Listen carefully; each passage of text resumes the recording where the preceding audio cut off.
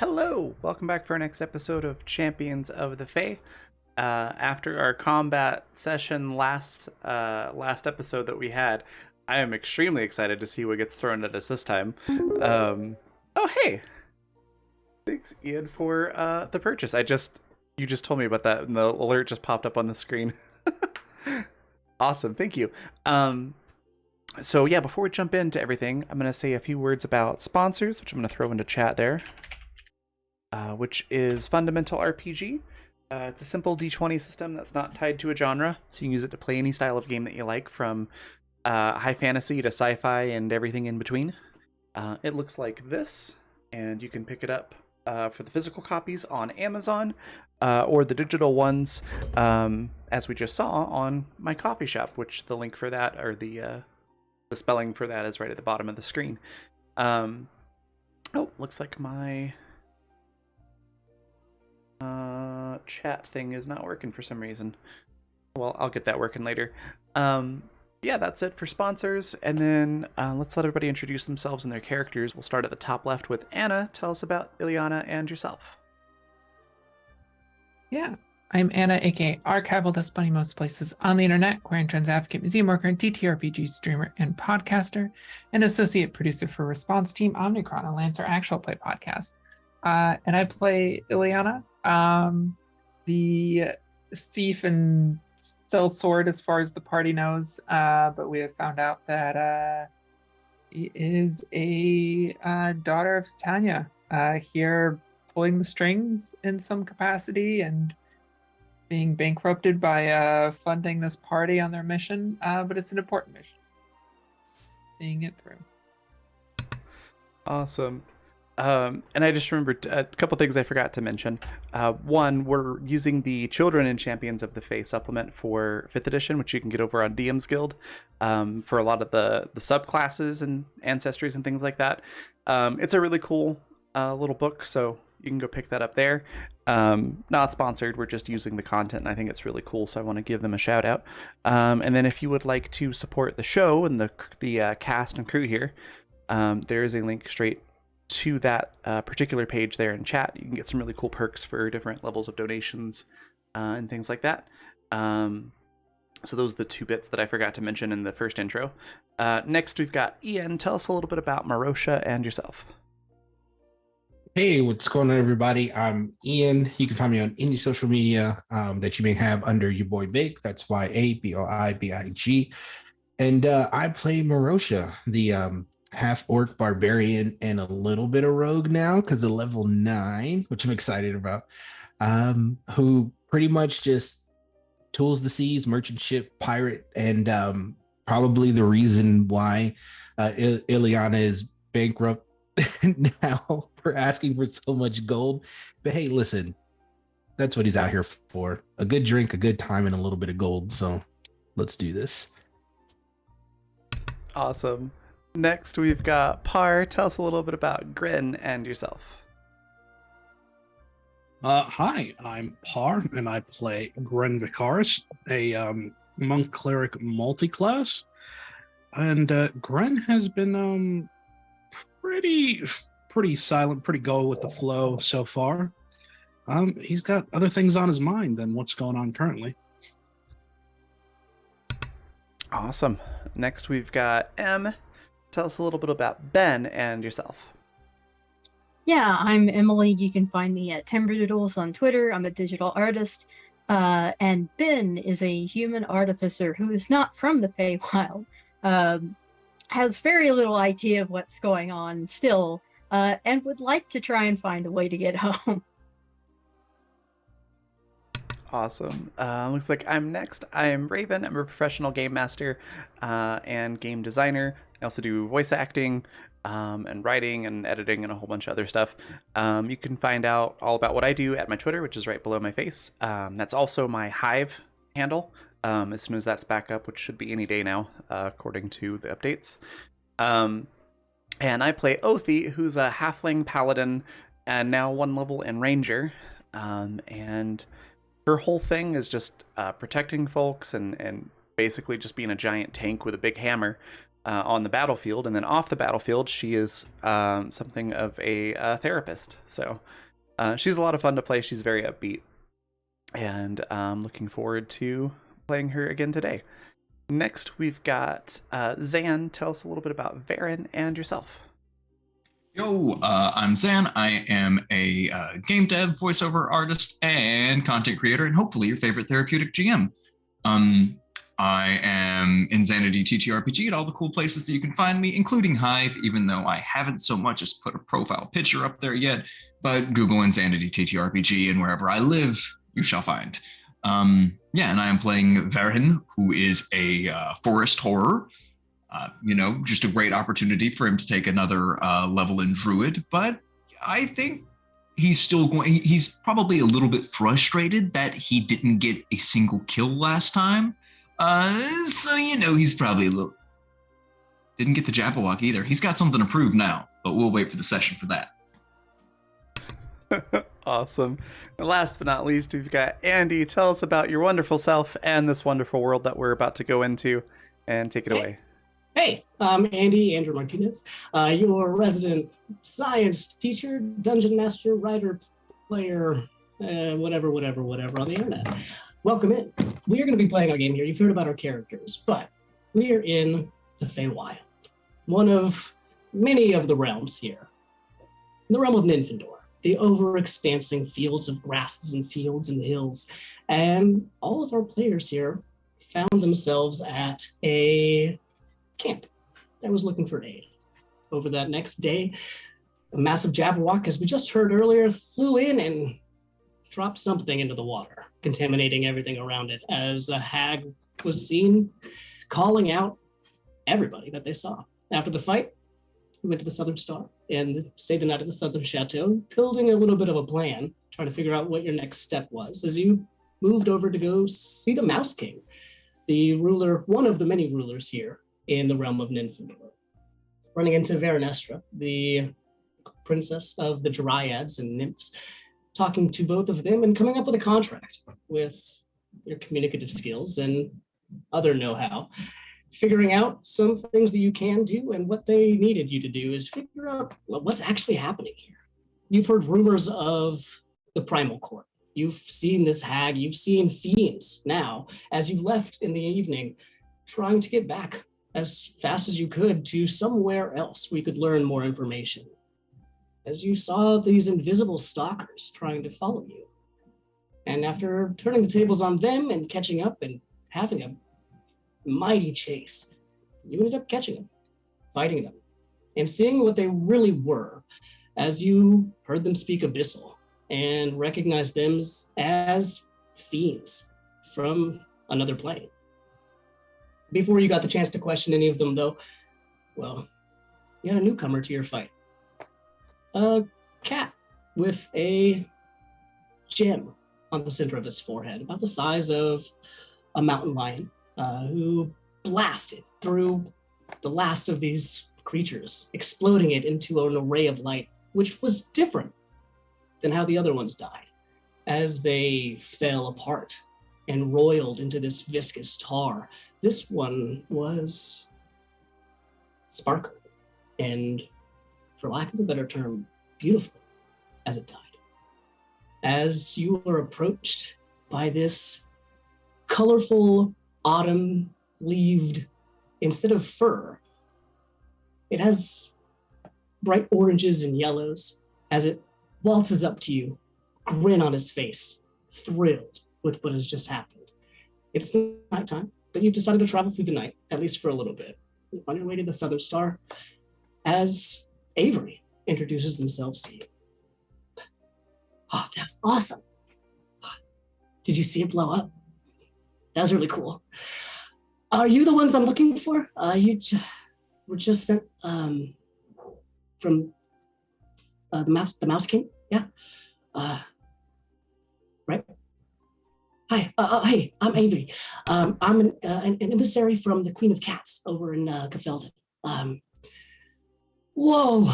Okay. What do you know? Because we got a lot of stuff to talk about, I think. You're on a mission now. Should I catch you up? Where you at?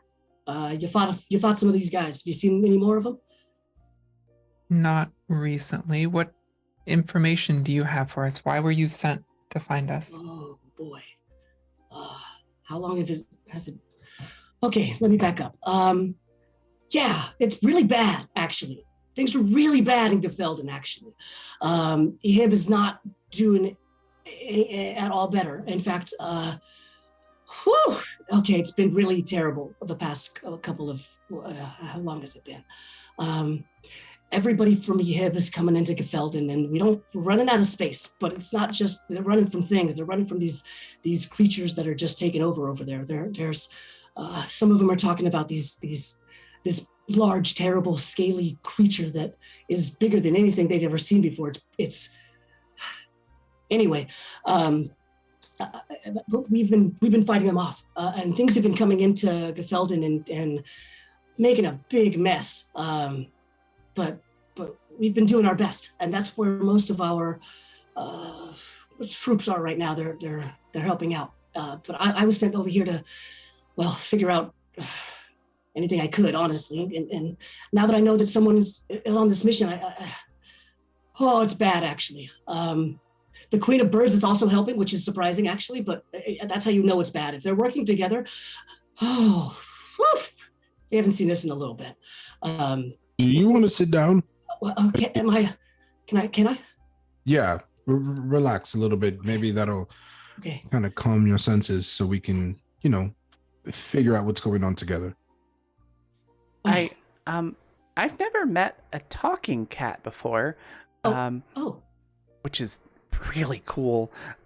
So the non-talking kind usually, like when they're kind of excited, really like it when I scratch behind their ears. Would you like me to do that? Or I don't know if it's transferable, like yeah. if it's the same. I mean, yeah, we like to, go for it. And then kind of. And then Othi with just like barely contained excitement just runs over and starts scratching behind Avery's ears. And you could see the sense of kind of skepticism as they allow you to do this. And within seconds, you could see that they just melt and collapse and oh, whoa, okay. And then they just are just taking it. They don't say anything else. You hear this heavy purring starting to just like vibrate the air around you. This is, and the back leg kind of starts, okay. Woo. Oh, you're still, okay. Yeah. Wait, get the other, nope. Right here? Oh, okay. I had a cat back in my head that they didn't talk or anything, but that they seemed to really like that when they got stressed. So I figured that may help. Yeah. Oh, thanks. Yeah. Okay. And they just shake off their whole body, tail whipping around. As you see their gem starts to glow a little bit. Othi just sort of kind of backs up over next to Marosha and kind of leans in and is like, I got to pet the cat. I'm glad you asked because I didn't want to ask. Actually, and they do a big cat stretch. Where was I? Where was I? And it looks like they're lost in thought. Evil fiends making it terrible. Cats and birds working together. Yeah, as you remind them, hysteria. Start to shake their head, and actually, all of you have been to Gefelden once or twice, or not Gefelden, sorry, Nymphador once or twice. And as you showed up into this realm, you fought this urge off yourself. You could tell that this carbuncle Avery is new, relatively, to the realm of Nymphador and are currently fighting off the magics of the realm that cause them to become distracted as they shake them back to you. Right, okay. It's bad. The Queen of Cats and the Queen of Birds are working together. We haven't heard back from the Queen of Serpents or from King Kappa, and that's not great, actually. I don't know how they're doing. Do you still have the seed? And Avery looks directly at you, Ileana. How does everyone know I had that? Oh, as if, did you ask that, or you just thought that? No, I think Okay. she's just thinking that. I mean, she has been wearing the same face, which Fair. is what I'm assuming people are referring to as the seed. I don't know. Why do you ask? Well, that's kind of what we think they're looking for. That who's looking for? Well, those things that we just killed, the things that are attacking everybody. Do you know what it is? The seed? No, I do not. Why Do did you take it then? I have my reasons. But okay, sure. Do you know what it is? A little bit. The queen has told me some history. It's, well, it's a demon lord, actually. Or could be, would be, was. It needs to be planted.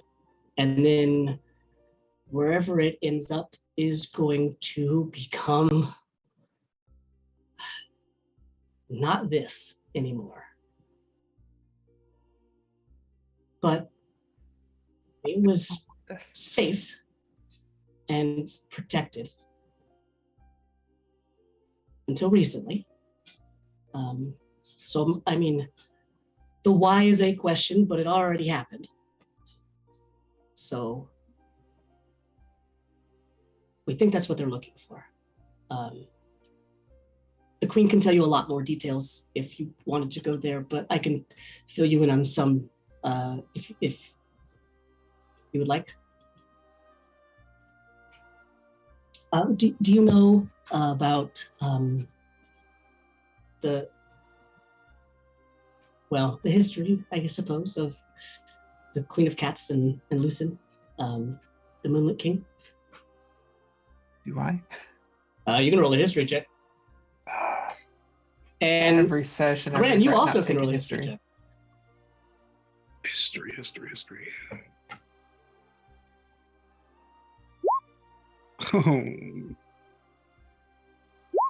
Oh. Okay. I used my good roll at the start of the session. Nice. Well, okay. So not really. What you already do know, is that both of these members that are being talked about, the Queen of Cats and Lucin, the Moonlit Lord, are both members of the Unsealing Horde. What you know about them before is that the Moonlit Lord has been exiled. Grin, you are aware of this, but as to the why, this is still lost on you a little bit. And you, because you were also, lost for a time yourself. As when you came back, the Moonlit Lord was gone. Moonlit King was not there anymore. But you still haven't found a full answer to that question. But you know that both of them are members of the Unsealing Court in their various domains. And you know that Lucin has been exiled. Now, you've heard the rumor that Lucin was exiled by his wife, the Queen of Night and Magic, which is also a member of the Unsealing Court. The why is still lost. And Ileana, you also are a little bit more aware, but we're less familiar with that side of politics, really. These are in other realms.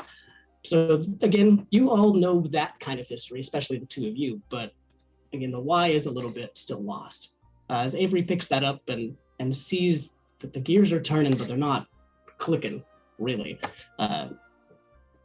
They continue as, a long time ago, they decided to, the Moonlit Lord and the Queen of Cats decided to take matters into their own hands against the fiends. as you may or may not know, the fiends want everything they possibly can take. And we here, we need to be aware that we need to protect ourselves. And yes, the Unseelie have their differences. They do play an important role. That is what we do. But sometimes it means taking matters into your own hands and not telling everybody the plan. And even if you do, sometimes they don't fully believe it. Lucian and the Queen of Cats worked together to escape into, well, one of the fiend's lairs and take the seed from them. They knew the plan was, and it was to plant it here. They prevented it from happening. But without wanting to tell anybody anything and keeping it as secret as they could, well, Lucian took the fall and has now not been seen in a little bit. So whatever that thing is, it's important and it's powerful, and it can become something that we want to prevent. But now that it's out there, the Queen knows that, well, secrets are done. There's no protecting this one anymore because it's not in the vault where it should be. Who all knew of this plan? Queen of Cats and the Lord of Moonlight, I think, were the only two. Maybe the Queen of Air and Darkness. She's the Unseelie ruler, of course. But besides that, I think nobody until now.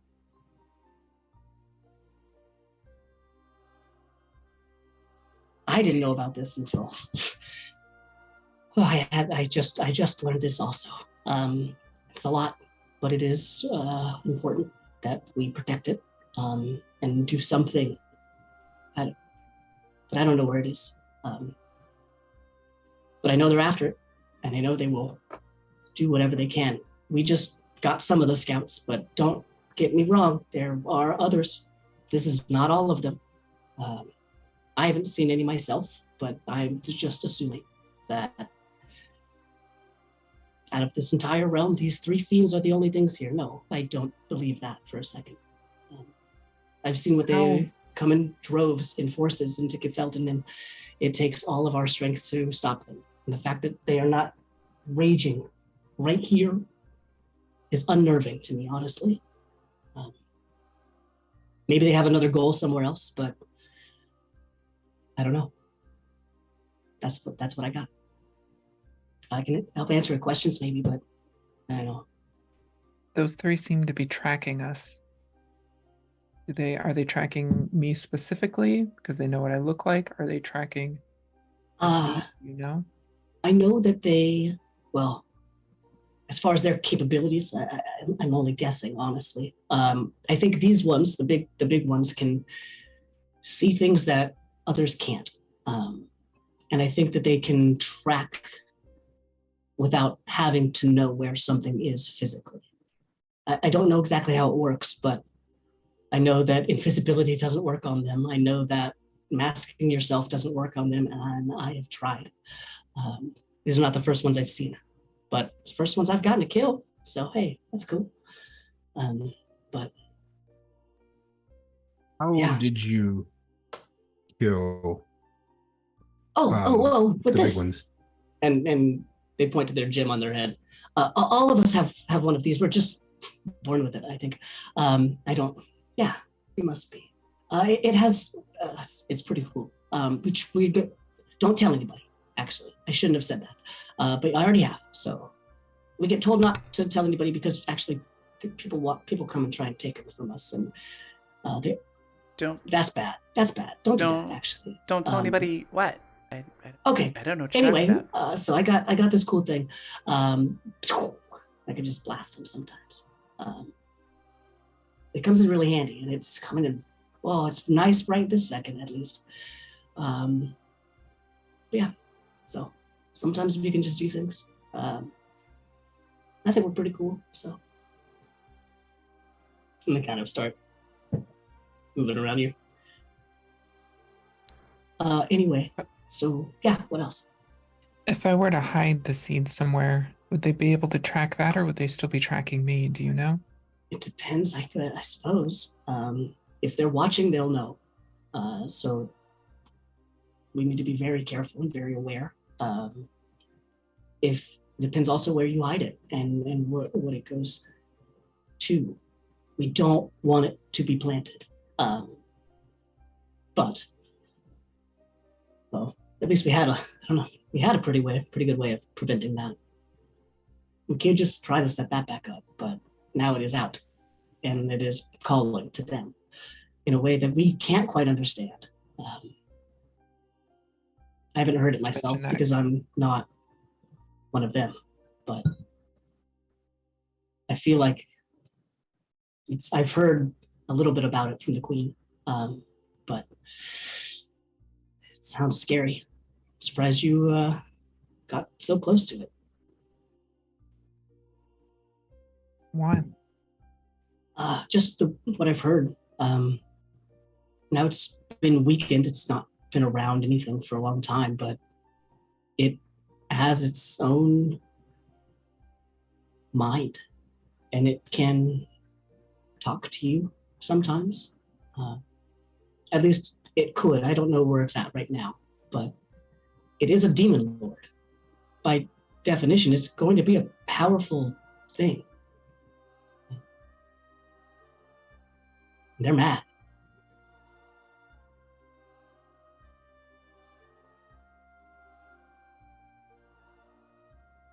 Well, So I was not aware of any of that. yeah, now what, I guess? I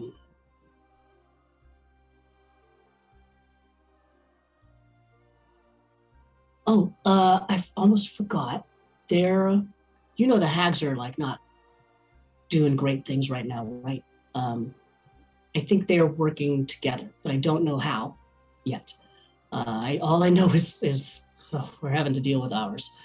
There's been mushrooms going everywhere, and it's not been pleasant. Even some of the dryads are turning against us, and it's getting exhausting, honestly. So we're losing numbers, and also, well, it's a lot of stuff happening. So what do you think? What's our play? Is that related to the Primal Court? Oh, almost certainly. I don't know a lot about what's actually happening in that, but I know that the Queen is worried about the hags. The few that we have in Gefelden are not the most powerful, but they do exist, and they've been still causing a little bit of a ruckus. But we haven't heard from the Queen of Serpents or King Kappa, so who knows what's happening in Mehib.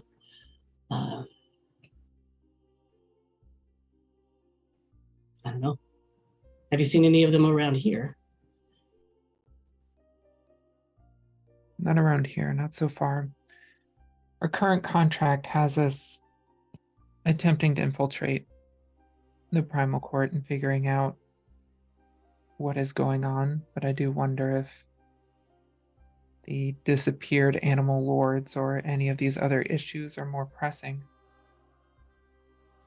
Well, they might not be dissimilar, depending on why they're missing or not being heard from. Queen of Cats does kind of assume the worst. It's not like the Queen of Serpents to not respond, or King Kappa especially, not to her. Maybe the Queen of Birds is having more luck with the Queen of Serpents. They are more cordial with each other, but we haven't heard anything.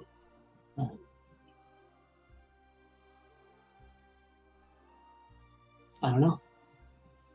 There have been a few that have escaped. We've been taking care of them, but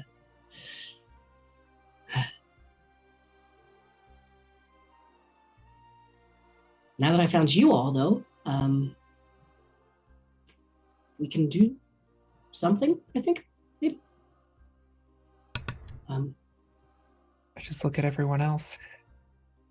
I mean, I'm on board. The more the merrier, really. Varen looks around at the new guest and at everyone else kind of gathered and says, because it is still a moose. I forgot it's a moose. I completely forgot that he was still moose form. I'm just gonna kind of like do this to Varen. Yeah. I mean, of course, a demon lord is definitely something. I think that's what I heard correctly. That I guess if we have to, is this going to conflict with our current contract? It seems. I think it's complimentary, isn't it? It's kind of like a situation of turning to Oathie, but still petting Varen because moose. I mean, like if it's on the way, I mean, I don't have a problem with it, but we have a lot on the line with this contract. Trust me, I'd get a boat out of here. I got a really cool hammer that comes back when you throw it. Right? See, like I'm more than happy to do this. It's just, I'm following your lead. Sorry. That's okay. I mean, if nothing else, I mean, I want to help them because that sounds like a really good cause. But even if we take like that out of the equation and we just look at, practically, like, is this going to help us? I mean, it took everything we had to get those weird mouth monsters down. And our friend here is just like, so like, that seems like a good thing to have on our side. Well, yes, and I mean, but here's the thing: if he has that much power to just kill one of those, why do they need us? I mean, we had so much trouble doing, taking care of the other ones. Excuse me, I'm turning away from Oathie. So the gem that you have that helped you, are you the As you only... turn around, you can see that Avery is chasing a butterfly like just away from you. Just kind of noticing that, turning back to Oathie and go, okay, yeah, they might need our help. Yeah, that's fine. As someone who also has ADHD, yeah, I get it. Wonderful. Varen, what do you think? Again, petting moose. Varen will kind of shake its head, and the horns split from where they were, and Varen shrinks back from the huge moose to the normal Minotaur-esque goatee form, and goes, well, Varen is not sure on the accuracy of one of the other statements. Varen was about to kill it. Varen did not require assistance. But since assistance is here, these could be the ones behind the incursion into Varen's forest. Varen is amiable to cooperation. Well, I'm not shy to a little adventure. If that's where we're going, let's go. Well, it's currently in two separate directions. If we seek to protect the seed, it is in a completely different direction than where we are going. So it's not on the way. Not at all. Yeah, it depends what you all want to do. Right now, you are a little bit of a ways travel from the Mouse King, where it was, you now know the last place that you saw the seed. But you also know things are happening in Ehim. Things are happening in Gefilden. You wanted to stop at the Southern Star, you've got a couple of options. Just ultimately depends on what you want to do. Make a suggestion. Why don't we go to the Southern Star, maybe get a little bit of rest, some food, and I think we maybe need to weigh out our options. A fair assessment. Yeah. At least we can probably think a little bit clearer once we're a little bit rested and we can make a valuable decision.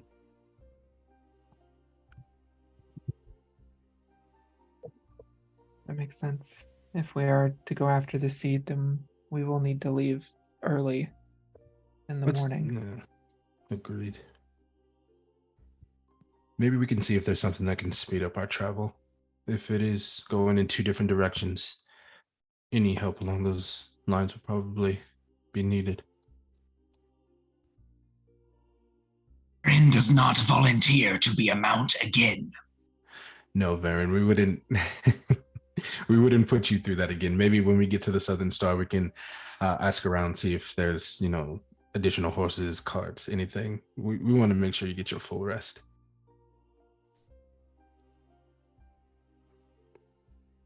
Well, I think that's what we should do right now. Let's just go to the Southern Star. All right.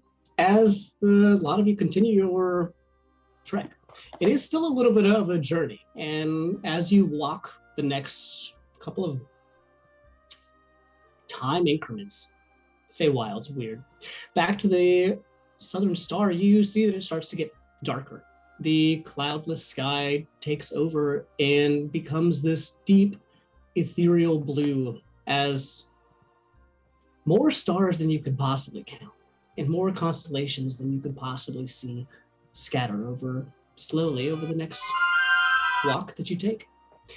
As you cross the hill and you see the Southern Star below, where you've spent your earlier nights, you see that there's still activity happening there. It's a little bit later in the evening, but it's not too late where everything is stopped running.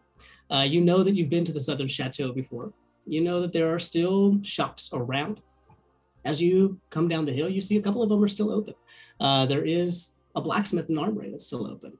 There's a leather worker that you see who's working around. There's a general store with just stuff in there. There's an eclectic little tent with just things. It looks very reminiscent, actually, to the aesthetic of the Mouse King's lair, where you can't quite see what's all going on in there, but it looks messy and full. There looks to be somebody that is currently crafting some sort of potions. There's a couple of shops that are open still. So if you wanted to do anything tonight, feel free. But if you wanted to crash, there's still the Southern Chateau, which is available and open. I'm going to go to that tent that has the things of many wonders that are just floating around to the group. I'm going to go just look for a couple of things. If we're going to be traveling, it'd be best to stock up on anything. You all are more than welcome to join. And then just kind of saunter off over. Yeah, I think Othi will tag along. She's in a shopping mood. Okay. Awesome. We approach the tent. Sweet. As you walk in, the first thing that you see is there is stuff everywhere. It's in no particular order. There is a little table that is right up in the front, and flying around in the back, you see this little sprite that is going back and forth, picking things up and moving things around. And as they look over, they see you, and they fly back. Oh, hi. Hey, what's up? My name's Marvin. What can I do for you today? Hey, Marvin. It's amazing. Yeah, so we're going on a trip here pretty soon, and of course, anything to help us out. I'm really particular to something that could make me less seen. Less seen? You want to be invisible, or are you trying to be like more sneaky, like a little quiet, or what do you mean less seen? What do you want have? to teleport? You want to? I got a lot of stuff. Do you want to again? Is that like an invisibility thing you're looking for? Is that like I want to be sneaky and hide in the shadows, or if I want to be like poof bang bam, I'm over there, watch out. What are you looking for? Invisibility, something that'll make me a little bit more less perceptive, sneaky, something along those lines. Okay. Give me a second. And he flies away. You see him jump back and forth a couple of different times to a couple of different areas. Okay, I got some options. And he puts down a couple of different things on the table. The first one that you see is a little silver charm that looks to be engraved in the shape of a rat. And it looks to be a pin that you might wear. As he points this one out. Okay, this one's gonna make you pretty sneaky. I don't know if you've met some of these rats over here, but watch out, they do steal some stuff from you from time to time. You won't even know because they're so quiet. But if you want to be as quiet as them, boom, I got one of these for you right here. We have one of these. And he puts down this little bag. And in this bag, you can see that there's sand in there. And he said, okay, so this one is from, technically it's a broken item, but The magic's still here. It is still going to work. This is Dust of Disappearance. You sprinkle a little bit on yourself and bam, you're gone. It's up to you. Let's see. We have, okay, I got this thing here. And he puts down a kind of helmet that has these gnarled kind of tree trunk-y things sticking off of it. This one right here, this is the Helm of Disappearance. And if you twist them like that, then you turn invisible for a little bit. What do you think? I like the Sand of Disappearance. You said it's a broken item. What's broken about it? Well, technically speaking, the sand should be inside of a little hourglass. It's not. The hourglass is broken, but the sand is the magical part, not the glass, not the thing. So, it's in the bag now, but it works the same thing. So. Okay. And what would you want for that? What do you got?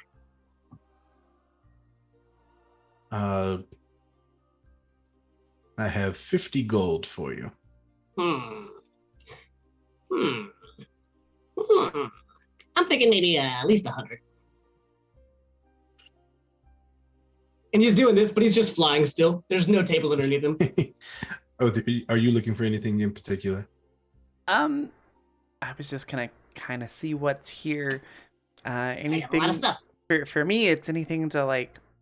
When we're fighting, I need to be like in front of everyone and like draw the attention of whoever we're fighting.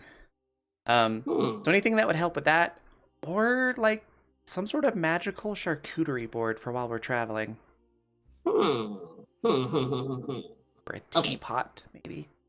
A teapot. Well, Food related things are always good. Good to know. He flies off again. And comes back with another couple of things. Okay, this. And he puts down a conch shell in front of you. This one is going to be, well, something that you could use to announce your presence. And it will also, well, let's just say all eyes are on you. Whoever's blowing this one, they're going to be the star of the show. So if that's something you're looking for, well, it's pretty too. It is. Look at that. It's got a little. Look, if you put it next to your ear, you can hear the ocean. I can hear the ocean. Marosha, check it out. Yeah, you That doesn't sound like the ocean. I've spent some time on the ocean. That doesn't. I mean, anyway, it's close enough. Yeah. What else do you have in reference to? Well, as far as being like a star of the show, sometimes the scarier you are, the more people are going to pay attention to you. So yeah, what about this? And he pops down this cloak that is sparkling silver and black. And it looks like it has these fine white lines or strings going attached to it. And he said, okay, this is the cloak of Arachnia. You put this one on and you can turn into a big spider thing. I've heard, I haven't done it myself, but if you really want to like be attention, look at me, turning into a big spider, I think is a really cool way to do it. It's not going to be like, hey, the coolest little thing. But I got this third thing for you. It's not relevant to that, but it's relevant to your other thing. Okay. Whips out this little scroll of parchment that's sealed with wax. And he said, okay, this one is an invitation to, now it's not an invitation to a party or anything like that, but it is an invitation to have a Yule Lord's banquet. So what that means is when you break this seal, I haven't done it yet because it's perfectly intact. When you break this seal, you can then ask for a banquet, whatever your heart's desire. It's going to be there. It'll pop up. Now, it's probably a one-time use. I haven't tested it myself. Again, seal intact. But it'll work. It'll get you a lot of food. Sounds amazing. How much for the scroll? Since I know I can't trust you with numbers, let's say probably like 150 gold. 150 gold for the scroll. Yeah. Okay. How much for the shell? The shell. I'll give you the shell for 80 gold pieces. Okay, I'll definitely take the shell. Okay. And she just like sort of leans over to Marosha, like, sort of sidebar. It's a lot of gold for one meal, but did say it would, it would spit out anything that we want. We could get we could get crab legs and stuff in the middle of the plains or the forest. That would be pretty cool. Now, it's not just any meal, it's the Yule Lord's banquet. So if you want the best of whatever, that's where to get it. Okay. I'll take the sand. And Okay. I'll take the scroll, and Okay. I'll give you 200 gold. I don't see. This is why I can't trust you with numbers. Roll a persuasion check for me. Can I assist? How would you like to assist this one? I think Oath would be like, hey, so what if we took the scroll, the shell, and the sand? You could give us a bulk discount because we're getting a lot of items. And we'll return customers. That too. Are you? Yeah. You can go ahead and add that 8 on there. Okay. Or either if you can roll it. Either one. I'll roll. Let's see. All right. It's an 18. Nice. 18. All right.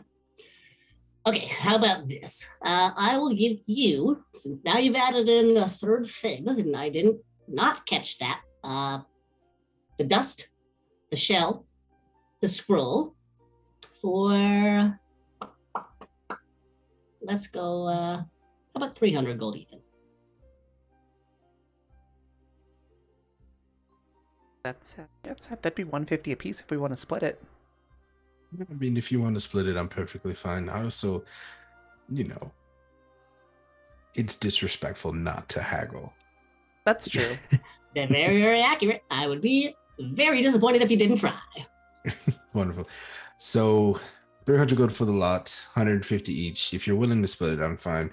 Let me sweeten the pot. Any healing?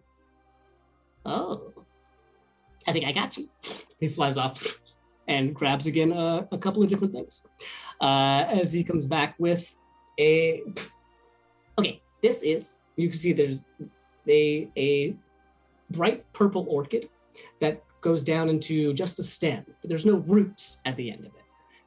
This is an amulet of vitality and health. Look at this. This thing has no roots, but it's alive. And it'll keep you that way too if you want it. Let's see. I have this thing. And they take out this phial of silvery glowing liquid. This one is, well, I mean, if you want to just get a potion of healing, go somewhere else. This one is going to be a potion of, wait for it, invincibility. Now, you won't get hurt. We're not drinking that one, not for a little bit. If you get hurt, though, well, not healing, I guess, technically. So if you're looking for that, they're next door, honestly. Let's see, what else could I? Oh. And he flies off real quick, comes back with a little, like a full-length mirror that for him would be big, but for you would be small. It's about, maybe not full-length, it's a little mirror about this big.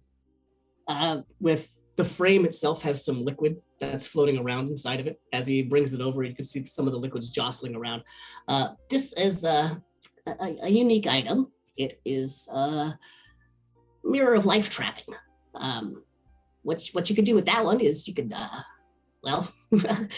absorb some vitality from something, and then you can keep it for yourself for later, if you're into that kind of thing. When you say absorb something from somebody and keep it for later, is it their essence, their energy? Well, it's tough to say. I didn't make this one. So I don't know how the mechanics work, but I know that I don't want to look at it.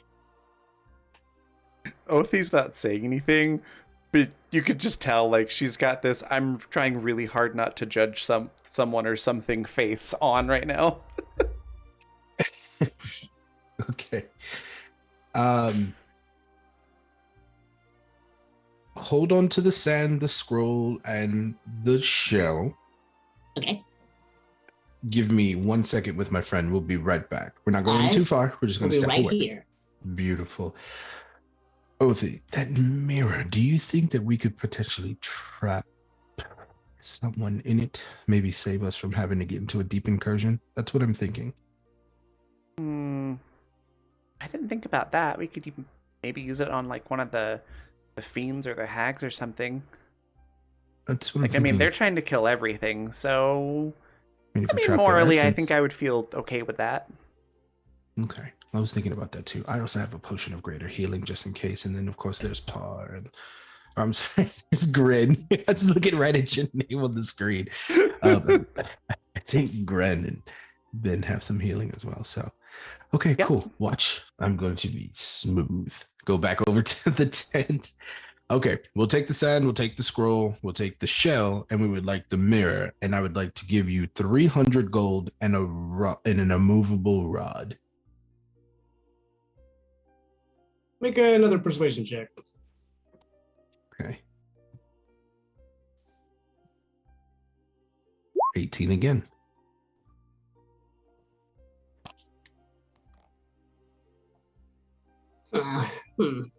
I could put it with all my other ones. And you actually look back, and there's like 4 immovable rods, just like in the back. Okay.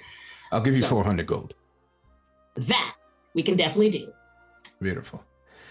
It's So- fine, Othi. I'm Othi's just dipping gonna- into. And over her mouth is giggling. I had some stuff before we came here. Before I met up with you, I just kind of came off of a gig, and plus with that little benefit we got at the Mouse King, we're okay. Yeah, I'll take care of it. It's fine. So here's your 400. Okay, great. And they stack it all up and quickly count them. Yeah. 400 down, and you are 4 items up. I'm done. That was Marosha and Othi. What have the rest of you been up to? Well, they have gone into this eclectic tent.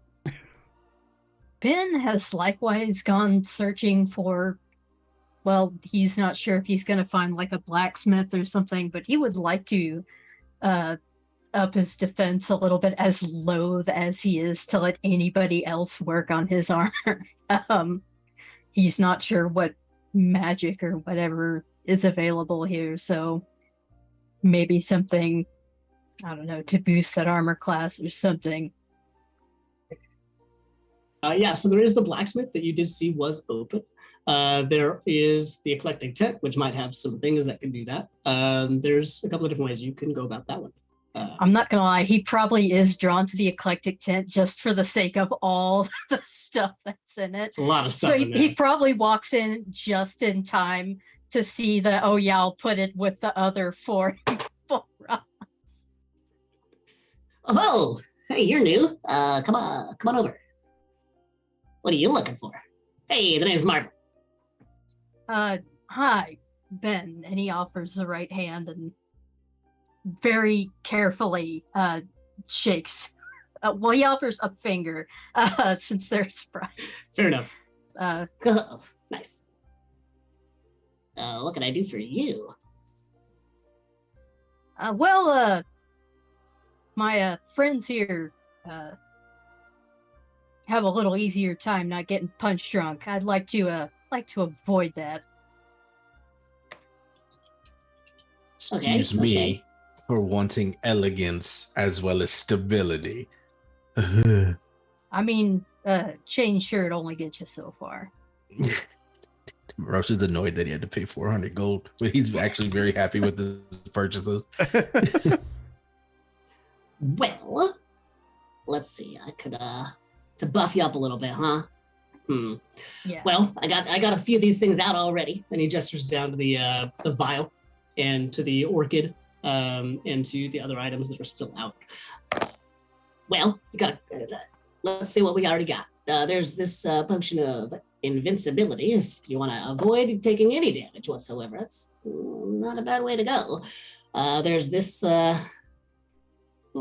amulet of health, or whatever it is. This little plant that's going to keep you alive and keep you kicking.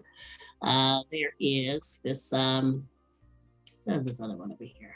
As he picks up the other item that was hanging out, the cloak is, well, if you want an extra little bump, you could always also turn into a big spider creature. If none of those are gonna do it for you, let's see, what else could I do? Do you only turn, because I assume we're still at the tent, do you only turn into a spider with this one? I think so. Again, I haven't put it on. I don't want to see that for myself. If you want to Understood. test it out, I mean, don't crawl away. But No. I'd be curious, honestly. But let's see, what else can I do for you? I'll try it on if you give me 100 gold back. No, I could try though. Damn. Okay. I can already make a web and do the climbing thing, so I'm good. I don't think I need to look like a giant spider. Okay. Let's see. Oh, okay. How about maybe one of these? He flies off again and he goes and grabs a couple of other things. As he comes back with the one of these is a little pair of sharpened dentures. As he plops those down and says, "All right, hear me out. I know, I didn't make it. But if one of the things you want is to like prevent things from getting too close to you, this is gonna be one of the ways to do it. Something gets too close to you, they start to try and get you. Well, this thing is gonna try and get them right back. It's gonna, again, haven't seen it. I don't want to. It looks intimidating, like I would die. But it's gonna reach out with some big old teeth and it's gonna bite at them. So if that's something, hey, that's something. We also have this right here. And he plops down this kind of shiny, angular, metallic helmet. You'd have to cover up your, swap hats or something. I don't know. Maybe you can figure this one out. But it's got looks a little bit of extra protection, a little bit of extra shield to it. If you're trying to just bump up, not on average, protect your head. If you know what I mean. What do you think? Yeah, he is kind of eyeing the dentures just because that's bizarre. I'll be honest with you, man. The dentures might be actually really good for you. He kind of shoots Maroche a look, and he says, "After the slap you got on top of that Jabberwock, you're telling me I might need those." I wasn't biting the Jabberwock. Why do you think I bought the sand?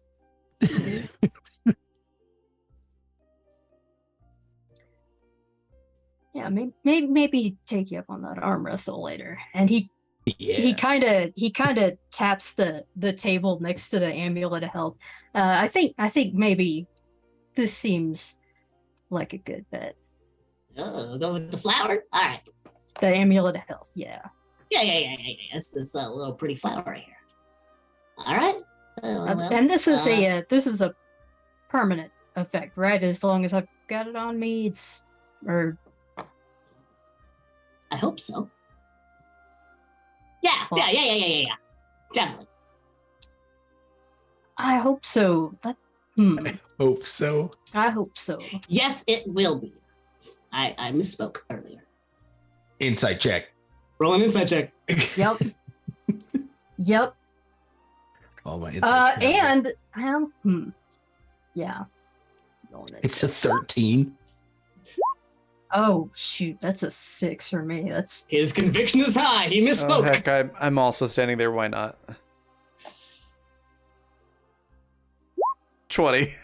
Let's go. So insightful. You can tell that, again, just like a lot of these items, he's selling them, and he's pretty sure he knows how they work. But he hasn't put this one on because he doesn't want to use any of the stuff. But he's pretty, yeah. Yeah, Othie's just gonna lead into Ben, and Burrow should be like, I think that's code for sold, quote unquote, as is. Look, I mean, I haven't. If it's a one-time thing, it's going to be one time for you, not for me. But if it's a permanent thing, hey, you're a real winner. Yeah, so what? How do you use it? But you just hold it, wear it, what? You put it on. Yeah, Okay. Wherever you want. I think you gotta like hang out with it for a little bit, talk a little sweet nothings to it, tell it it's the prettiest flower in the world, and One of those. Okay. probably. I'm just guessing. That's the Can I best make an description. intimidation check? Can you make a what check? An intimidation check. what? Being an artificer, Ben is very familiar with attuning. Yes, that's what he's describing. Yeah. That's the best Yeah. description Well, of yeah. attunement I've ever heard. Yeah. I just like Yeah. What are you 'cause trying to it- do? Okay. Oh shit. It's a 23 on intimidation. What's your goal here? I want the sprite to stop bullshitting us. And it's like I get it. They're a salesman, and it just so of course it's a little sprite. So I want Marosha to lean in real close and go. If we find that this is temporary, we will be back, and you'll be one less immovable rod to sell.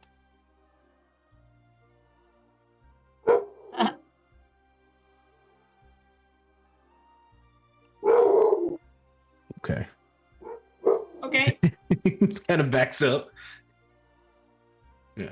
Ben has the most nonplussed expression on his face. But he's still pissed that he paid 400, but he really wanted the item. So that's the main reason for it. And so you got to come out on top on some level here. Just be a jerk, I guess. I don't know. Okay. Well, if any items are not up to your satisfaction, you can bring it back and we'll talk about a refund, I guess. Thank you. And then Yeah, thank you. What else can I do for you? Anything else? That's You gotta pay for that. Wait. yeah. Sorry, I just. Let's just call it 100 gold. That's actually, yeah. Let's call it 100 gold. Okay. And he kind of gives another glance over to you, Marosha. Maybe it's a steal. Maybe it's not. Honestly, I don't know. No, I think 100 gold is actually very fair. I would agree. That's what Ben was going to suggest, but he's not going to say that. Well, Beautiful. it was a pleasure doing business with you. Thank you so much for coming. If I could ever assist you again, let me know. And have a wonderful rest of your evening. Wonderful to meet you, Marvin. Thank you. We'll be back soon. Wonderful to meet you as well. Okay, I'll see you later. Othi waits for Marosha to leave the tent Yeah. and Leaving take a the- few steps Ben away. had the same thought. And then just like slides 10 gold over to Mar and be like, sorry about my friend. He can be a little protective sometimes. We wouldn't actually I wouldn't let him actually hurt you. Outside of the tent. She can't stop me.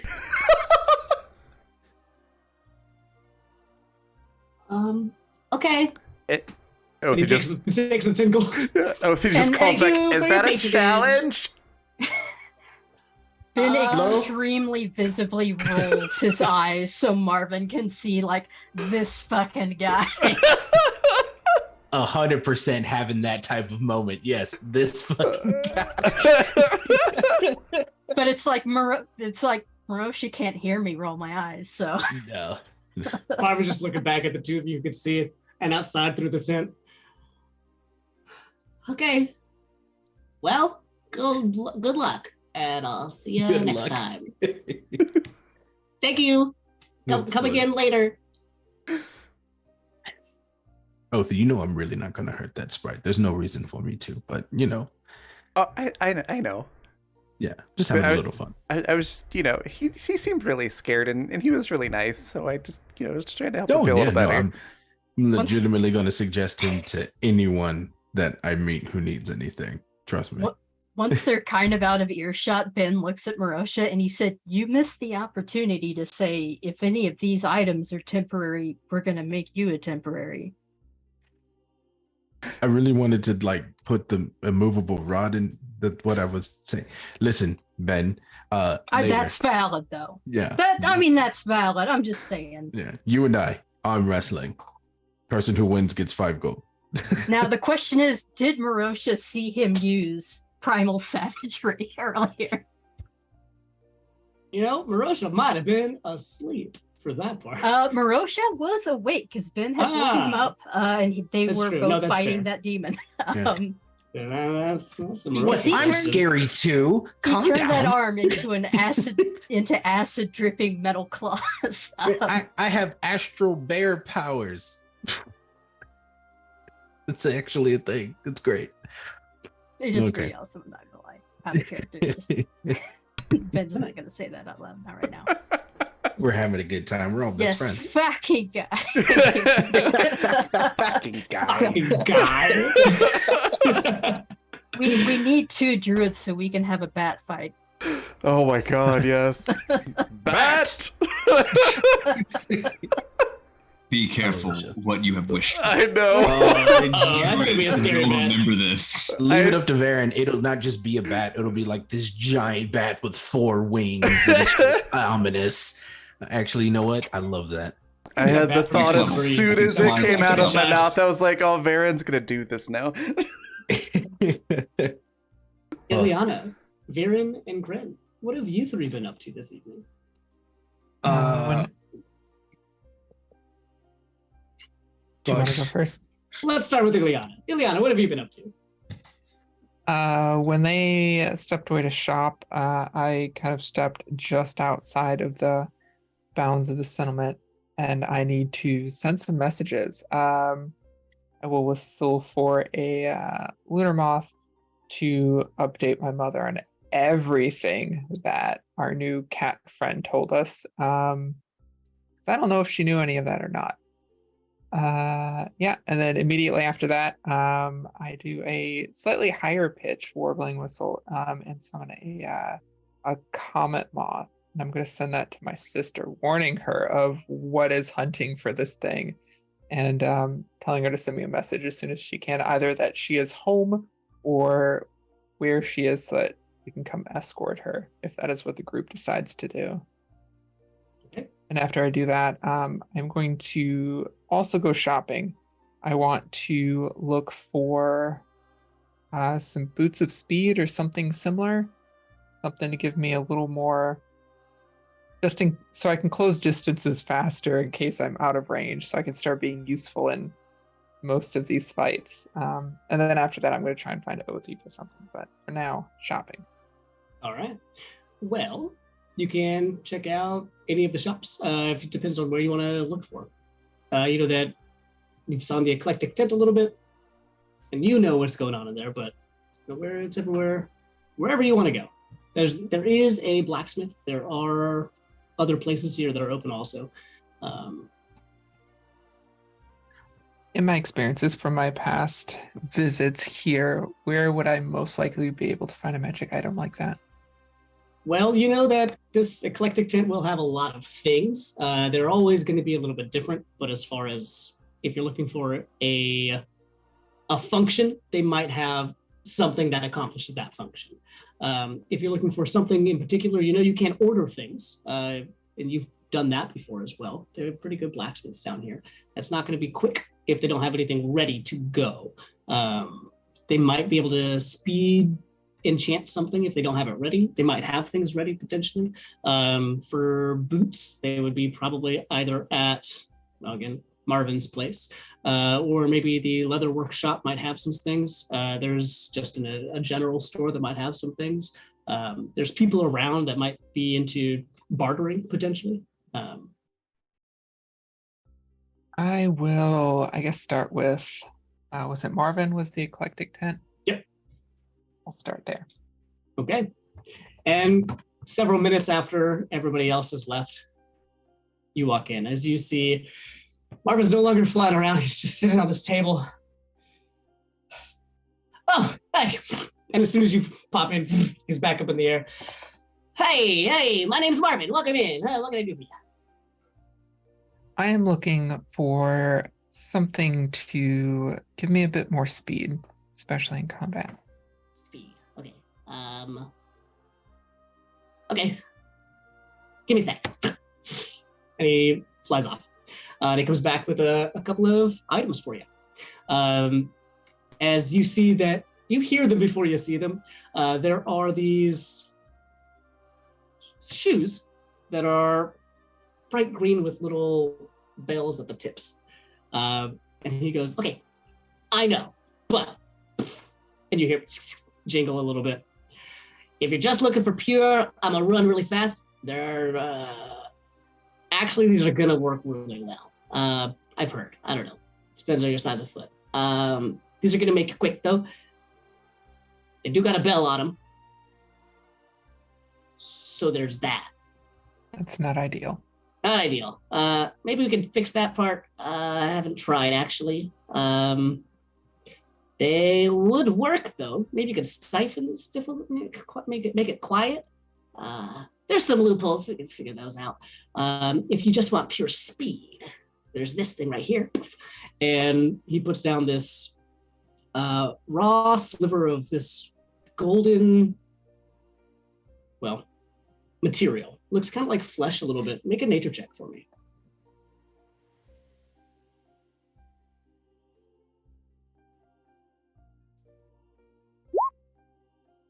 Roll 20 hates me tonight. The 9. You're not quite sure what it is, but it does look like tissue. Well, we have this. This is, well, something that you can.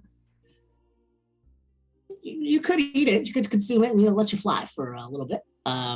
You could probably hang out with it, and it might let you fly for a little bit, but it depends on what you want to do with it. I know they have it in your pocket. It's pretty cool, but I know that if you eat it, you'll be able to fly for a little bit.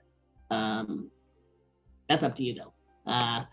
Let's see. We also have these right here, and they kind of do the same thing in a little bit of a different way. You can see that they are. It's kind of like this leather strapped backpack in a sense, but the backpack is very flat against the body. Okay, if you put these on, they have been designed to also kind of give you a little bit of. You see these? And his wings are just going behind him. You can do this for a little bit. And I'll be honest, it's pretty cool. Let's see, as far as other speed things go, any of those strike your fancy, or should I keep picking around? I think the shoes were specifically what I was looking for, but their design is regrettable. They're not the prettiest of them, but they get the job done for sure. We could figure something out. Let's see. How can I fix this problem? Oh, I got it. And he flies off again. And he comes back about a minute later. Takes him a little bit to find this one, but he comes back with this strand of this silvery chain. Okay, I knew I had it. Okay, this is going to do this. Watch this. And he takes it and he kind of maneuvers it a little bit and snips it in two. And he makes two little chains out of this longer chain. Hear me out. The shoes plus these chains around the ankles, these are chains of silence. And those are going to make you go fast. They won't be pretty, but if you put them together, you could maybe solve the problem.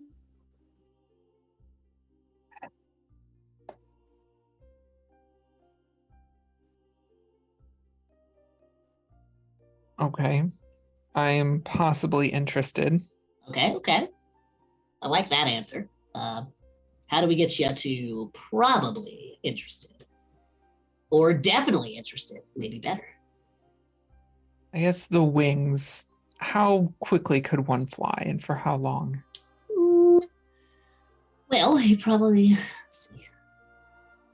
last for not the whole day, like a little bit, enough to get where you're trying to go. Probably, unless you're trying to get from somewhere wild. But you move pretty quick, I think. As fast as I move. I mean, it's pretty zippy.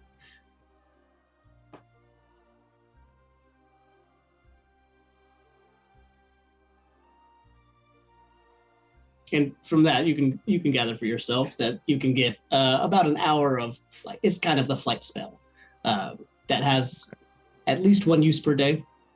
But as far as the number of uses, he didn't give you that part. Okay. But And an kind hour of for guessing. Yeah. Like what like fly speed guessing from what he's describing. I think mechanically, like how fast would I actually be able to go? As far as mechanically, I believe that fly gives you 60 feet.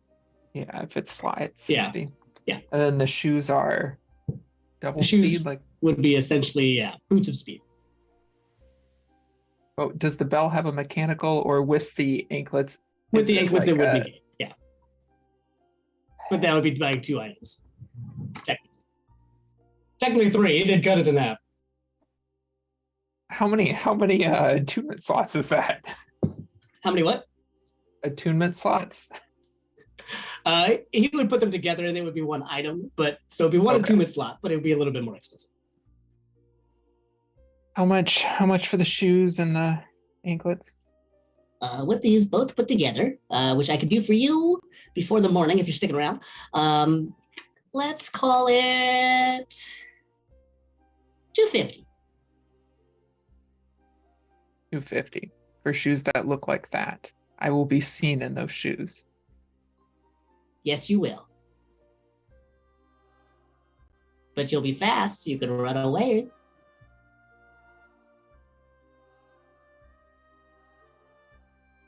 And you'll be quiet, so no one will know you escaped.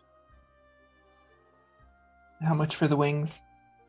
Let's call the wings 200.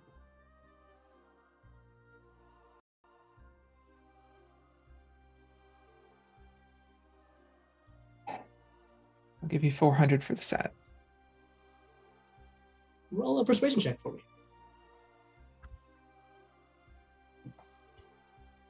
Somewhere in the distance, Moreau's just like, there's a disturbance in the force. I will bolster that if I need to. I would go ahead and do that.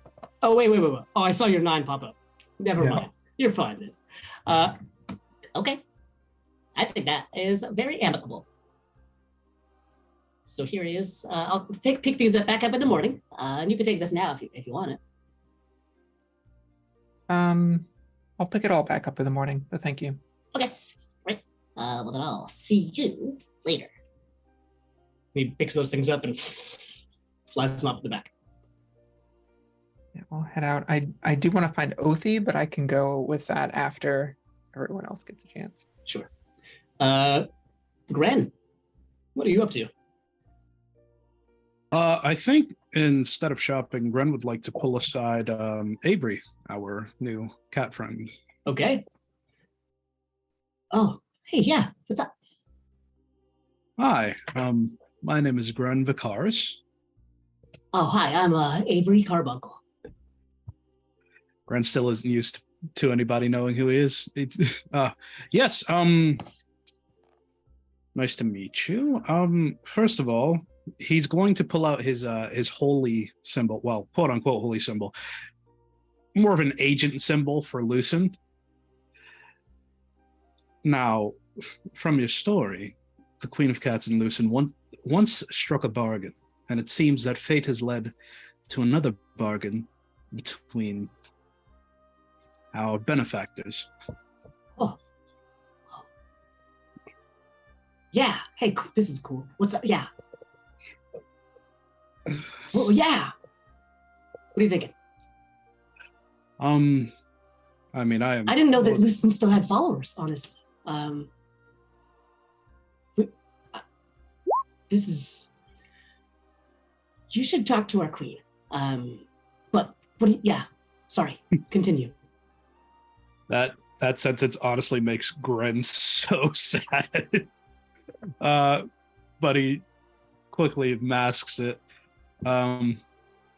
Well, yes, I do want to talk to your queen and eventually perhaps talk about the situation that the Moonlit King finds himself in.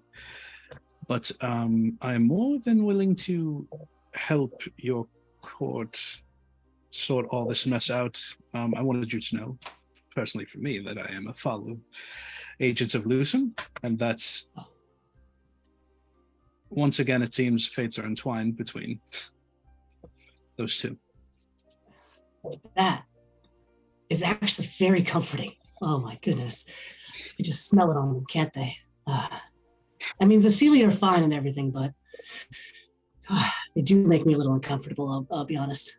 So it's hey, this is nice, actually. That's good to know. If we go to Goodfelden, I'll make sure to bring you all the way to the Queen. She would, I think, very much like to have a conversation about that. Lovely. More than I could have hoped for.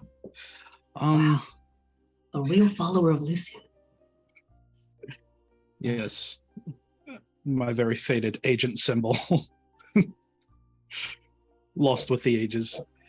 But let's get back to it. Don't want to dally too long, do we?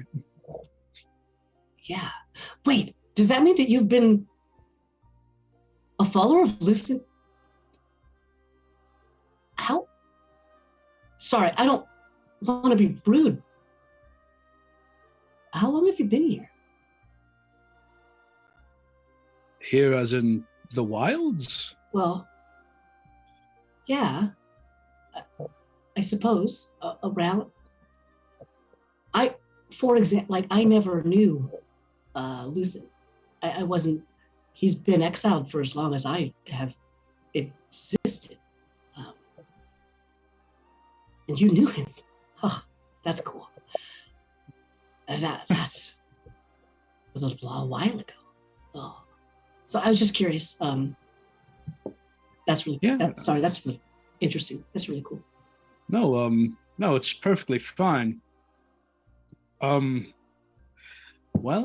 if I had to tell you, I am 250 years old, ish. I served Lucen for 174 years. I've been out of the game a little while. It's been a little bit.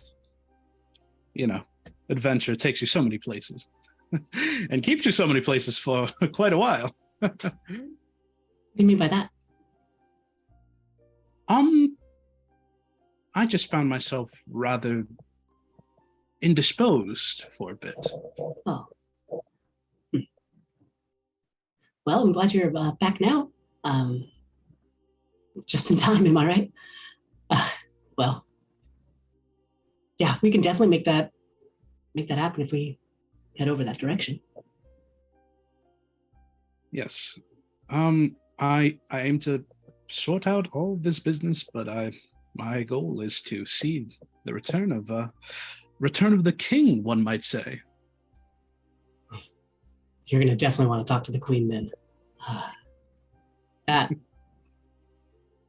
you share a common interest. I'll leave it at that, I suppose, and let her do the rest of the talking. This is very exciting, though. Wow. Yes. You sure you don't remember me? Gren Vicaris? Gray Morning of the Agents of Lucen? He's rolled 2 history checks and he's gotten a 1 and a 3. You don't know me. Not I'm really. very memorable. There's a sign. There's a sign with me on it. Hopefully there's a statue somewhere. I'm just saying. It's standing next to the cardboard cutout of himself. Over 170 years of service. I mean, someone, a statue, perhaps. I wouldn't mind. Not where I'm from. But maybe somewhere else that I have never been. Yeah, adventure takes you a lot of places. Maybe I'll see it one day, though. I hope you have a statue. That'd be cool. Then I could say, I know that person, and they have a statue. And that'd be cool. That would indeed be cool. It also would be cool if, well, actually, I still need to be incognito. Never mind. I'm actually fine with my reputation as it stands in this day and age.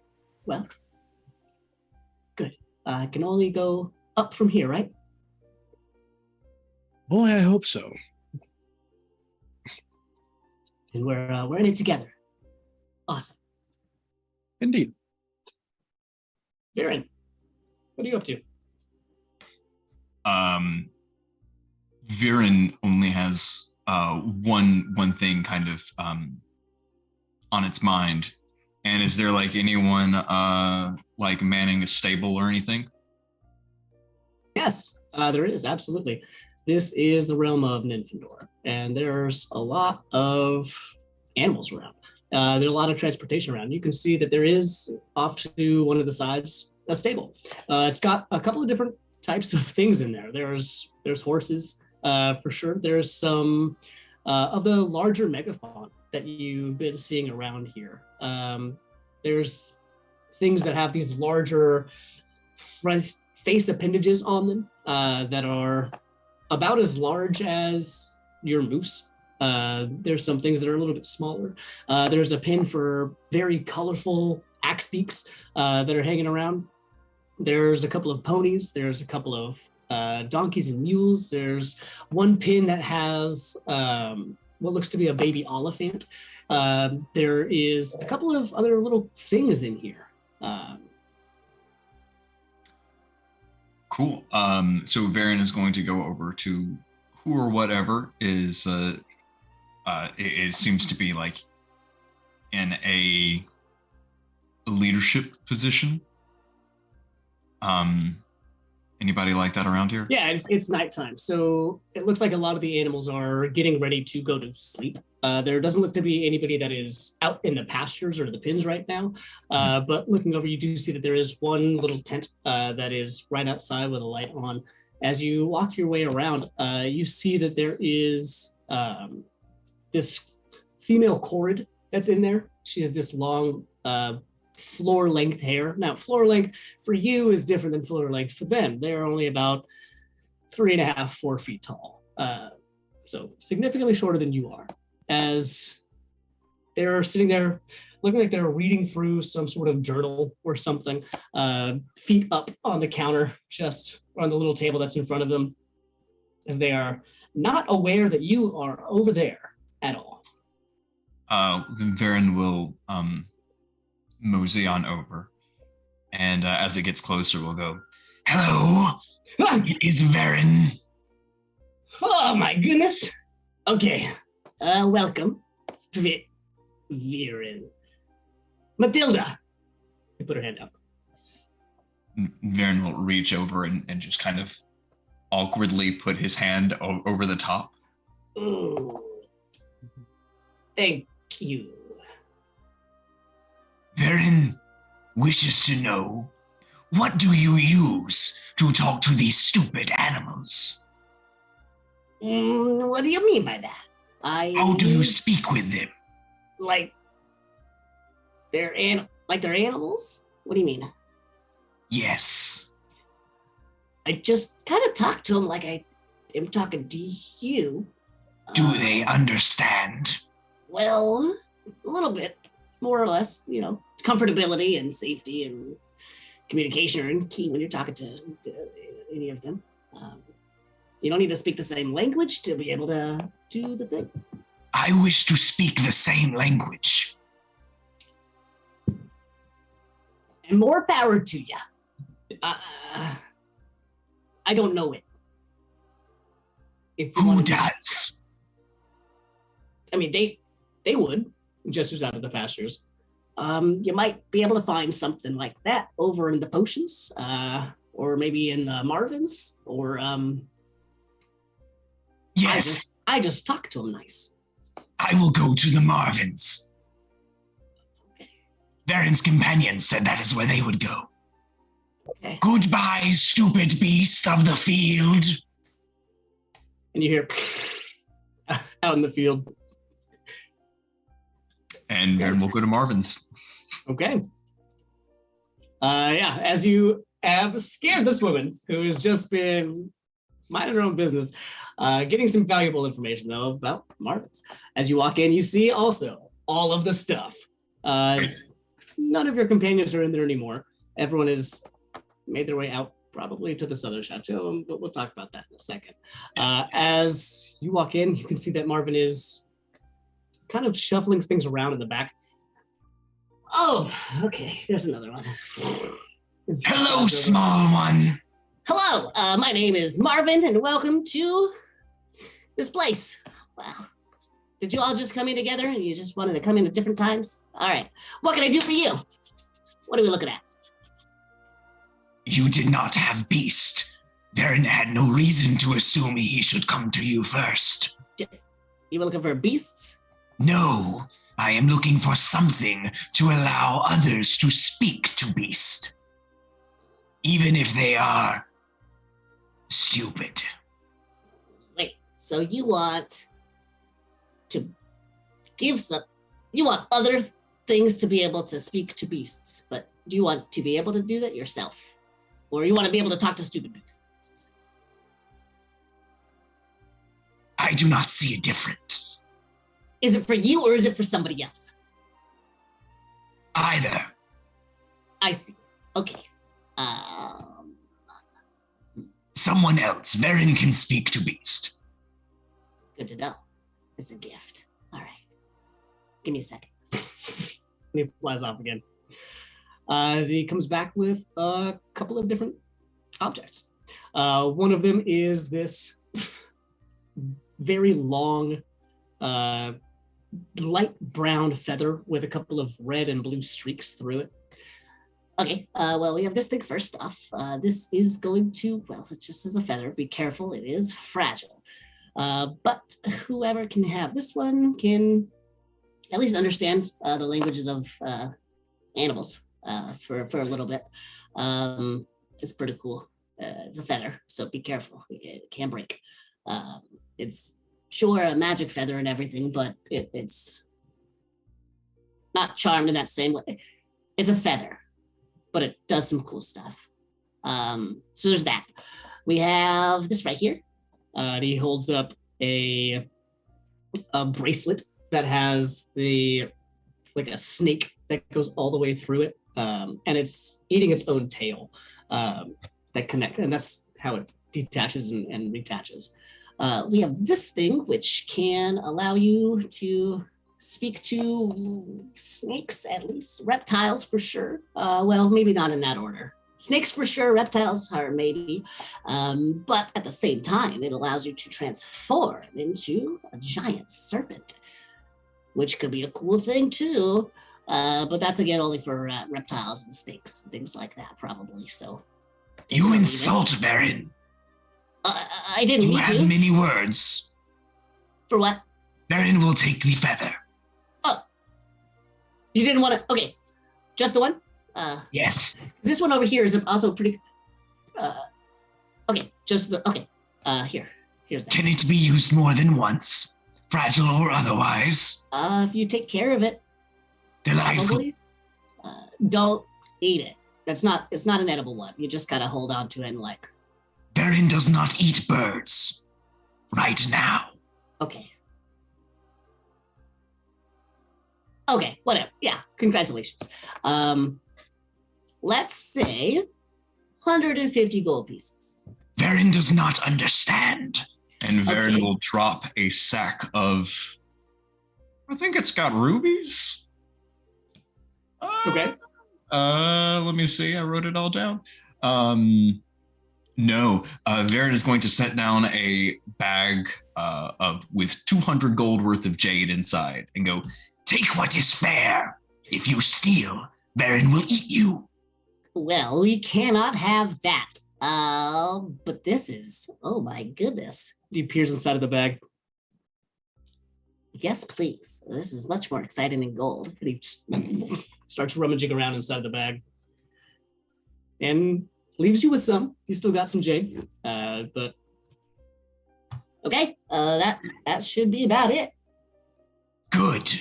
Goodbye, small one of many words. Goodbye, scary one of few words. and Baron will leave. My goodness. Who else is gonna come in here tonight? And then a very small lizard walks in and goes, "Hello, sir. Do you have anything that I could possibly perhaps buy? Maybe a tattoo or something?" Tattoo, you're gonna have to go somewhere else, but I can. As the lot of you make your way over to the Southern Star, find a table, maybe get some rooms for the evening. But we are going to go ahead and take a break right here, and we'll be back for that in just a little bit. Yep. We'll be right back. We'll grab drinks, snacks, anything you need, and we'll see you in a minute.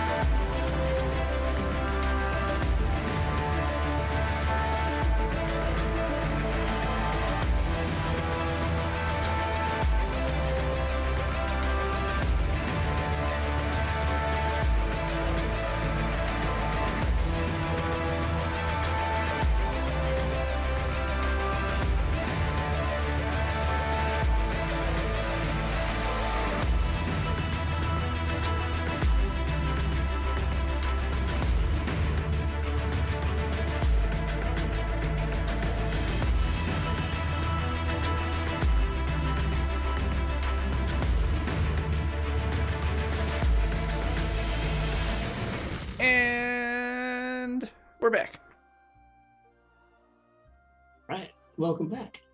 We are all back at the Southern Star. In the Southern Chateau, you've all just gone on a little bit of a shopping spree.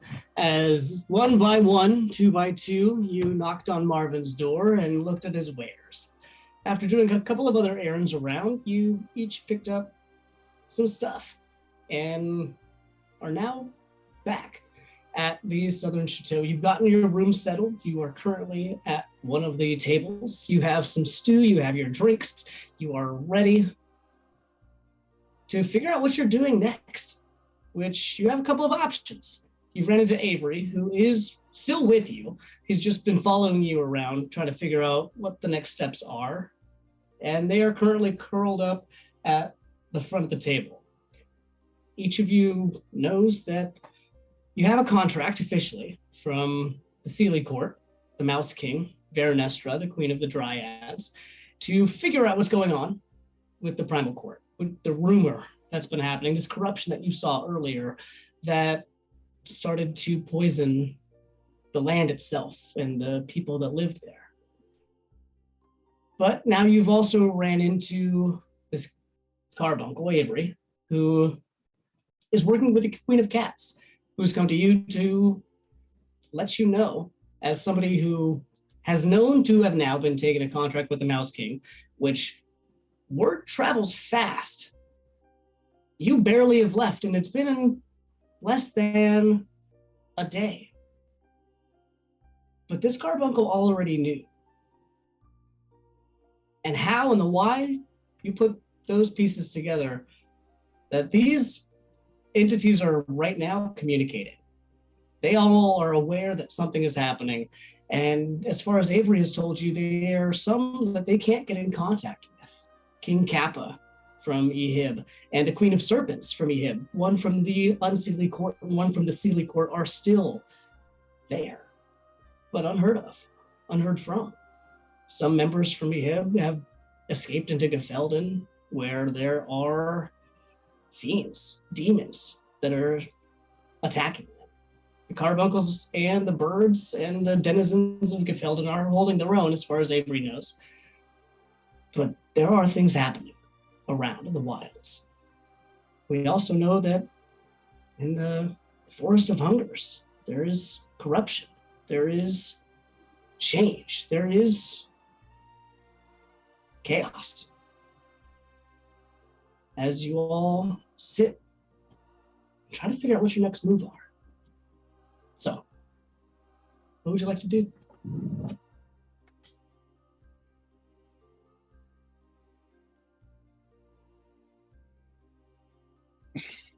We have a few options. There's the contract that we are currently signed up for. There's the question of the seed, which is apparently an unborn demon lord, which would be bad if it fell into the wrong hands. Are there any other That's something issues that we're we should be walking seeing around to? with, right? We do not currently have it, no. Oh, good. It's a question of whether or not we need to protect it.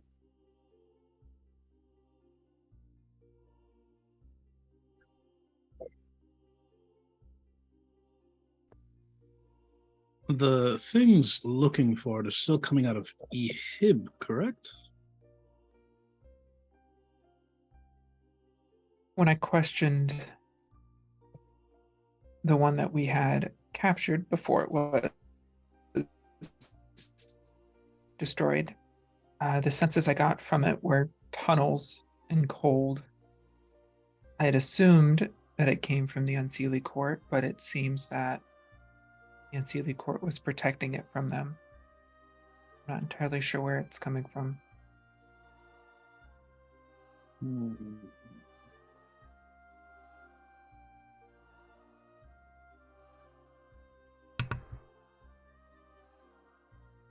Did your body have any connections towards the Unseelie Court? Maybe we can send word.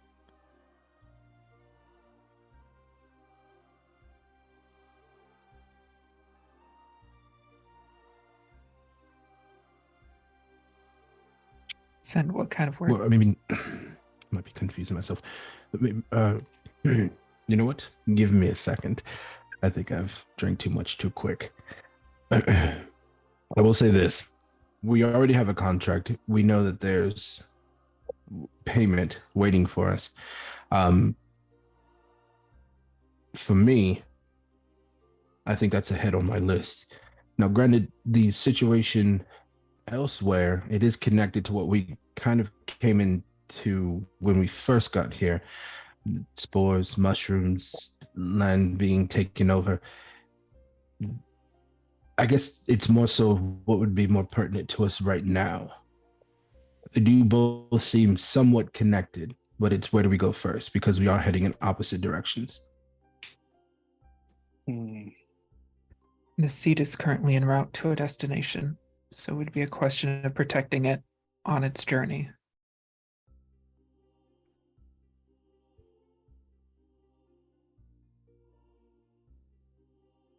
Where does its journey end? My question exactly.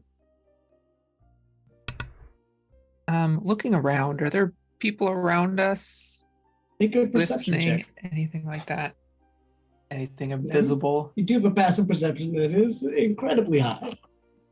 So, right now, you can see that there are a few people in here, but they're either in conversation or you can see one of them is passed out in that corner over there.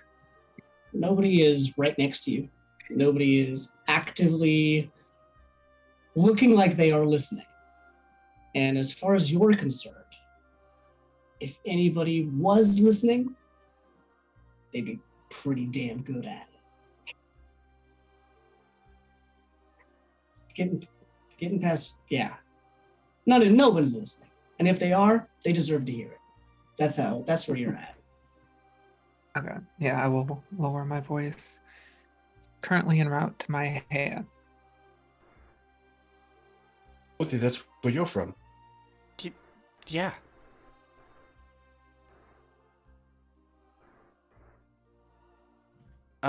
Is this where we go? I smell a homecoming. Question. We can attempt to protect it to its destination and then continue on with our current contract, or we can hope that it makes it on its own and continue on with our current contract now. Both are pressing. I do fear a demon lord falling into the wrong hands, but we are on another contract currently. Right. How capable is the person or being who's taking the seed now on their own? Capable, but we were depending on them being unknown. Well, then if we go And if fiends are after I them, think we're thinking the same thing. try and protect it, we might draw attention to them. Especially since those mouth monster things were chasing us. Well, us. She does like the air quotes. Yeah. they were chasing us, but then turned around when realized we didn't have it. I think we that's stopped true. them from spreading that message, but I don't know how they're tracking it. So I don't know if we would be calling attention or if the attention is already there. And this is like 70% player, 30% character. What is our contract again? To infiltrate the primal court and figure out how they are involved. Okay. And to get this money. Yes. So our current So- lead to figure out where the primal court is and how to get in there is the person that Tess knew was connected, which was probably Xenophia, but we don't know that. There may be connections that we can make in Elastidair because there are hags there. I don't know what the situation looks like currently. Well, who's to say it's not the primal court that's going after the seed? It very well could be. So I mean, if we could you want. call that a lead and go chase them down, try to ask them some questions, and then if it's not the primal court, I think that's something that folks that hired us would still want to know. So I think it would be well within the parameters of what we're trying to do, like what we were hired to do, to go check that out. Agreed. Check which out. Which are The you? primal court.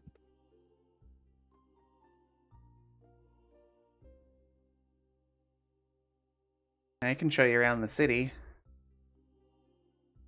And we can figure out where something might be lurking or hiding. If things hide, Varen will find them. Oh, if it's hiding in the city, Varen smells fear.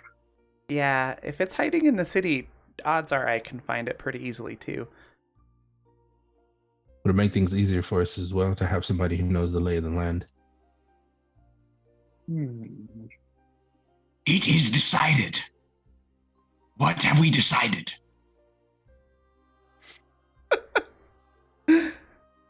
I've decided to have another drink. I'm gonna Grab have another Ben. biscuit. Okay. Your thoughts? The two of you have been awfully quiet.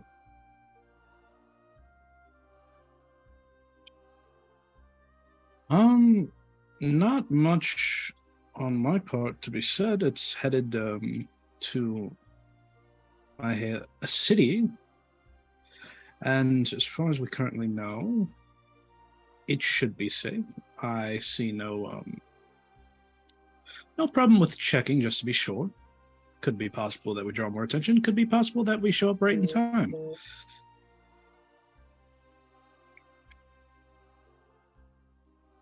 I mean, this ain't exactly my wheelhouse, so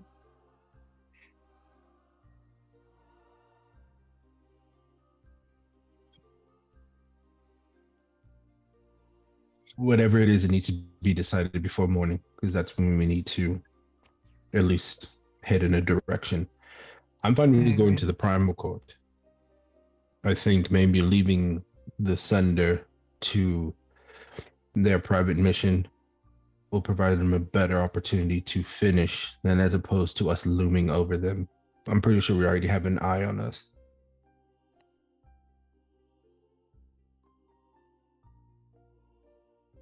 Eye. What sort of eye? Just a metaphorical eye, or Metaphorical.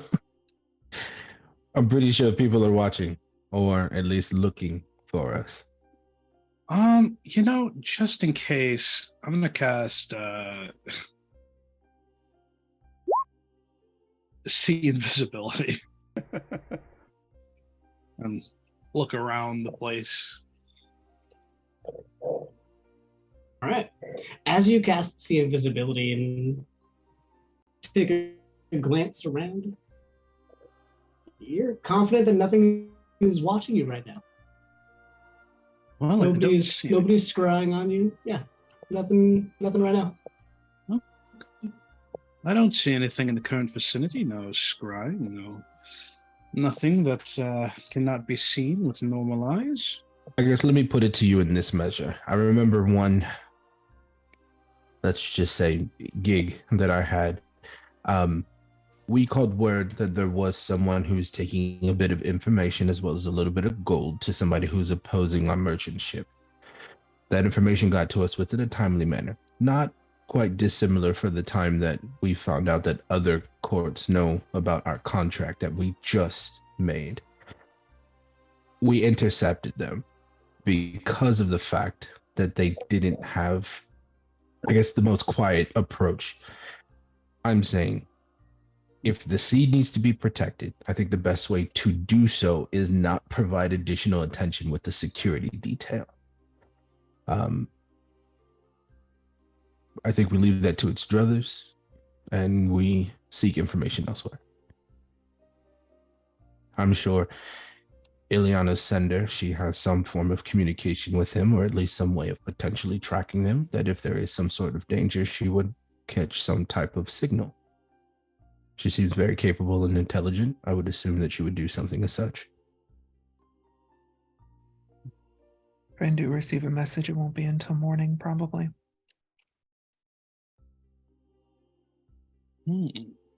Still a safety net.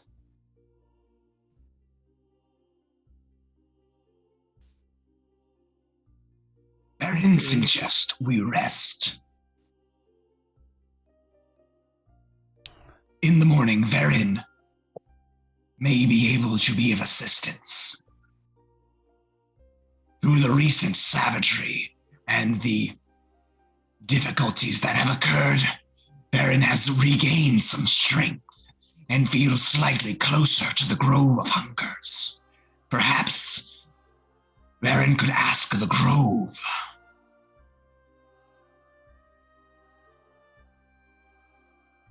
But not tonight. It's like, was that when you like spoke to the tree earlier? Is that what you're referring to? No, that was a tree. That was not the Grove of Hungers. Oh, sorry. I'm not familiar with my foliage. I apologize.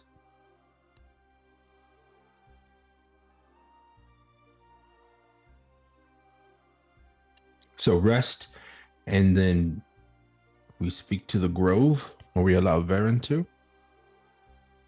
Sounds I'm like still a up for plan. going to the. Yeah, I'm still up going for the Primal Court. That's where my vote will lie. And Oathie drains what's left in her tankard or mug or whatever. Sort of sets it down on the table. Well, I'm going to bed. We can figure it out in the morning.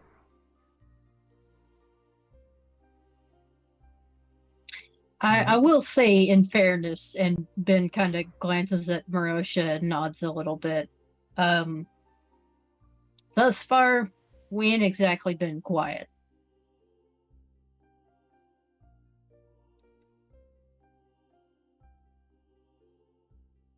So as far as not drawing attention to somebody who shouldn't be tracked.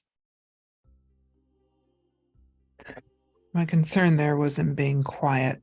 If this object can be tracked magically or through other senses that we're not aware of, then it's not a question of whether or not we're quiet. It's not a question of them sneaking. That's where my worry lies.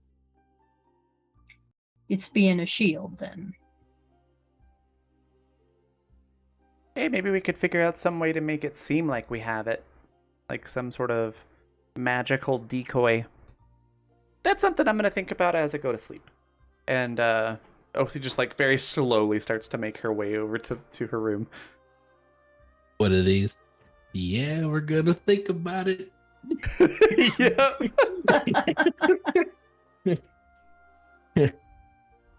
Well, time to hit the old dusty trail. The Midwestern goodbye. Okay, I'll see myself out now. Yep. Nope. That's exactly what it is a Midwestern goodbye. It's just like, well, Well, I should probably get going. 30 minutes later. Well, I should probably get going. standing at the door, going, okay. Yep. See, then you gotta stop by the horse and tell another story. Let's get some sleep. Let's a little bit of rest. Maybe we can think clearly in the morning. As the bartender brings you another round of drink. No. Well, you know what? If you're gonna, Nightcap, I mean, Ben, Ben, go to go to bed with. shit. Yeah. I know. As everyone's Oh, go ahead. Sorry. as everyone's going to bed, very much on edge because she is worried about Bear. Liliana's going to stay up for a bit, just a bit later, just see if anybody approaches her, thing like that. It's just to have it. But yeah, we'll stay up for a little bit before going to bed, but we'll get some sleep. And for as long as you stay up, Avery stays with you.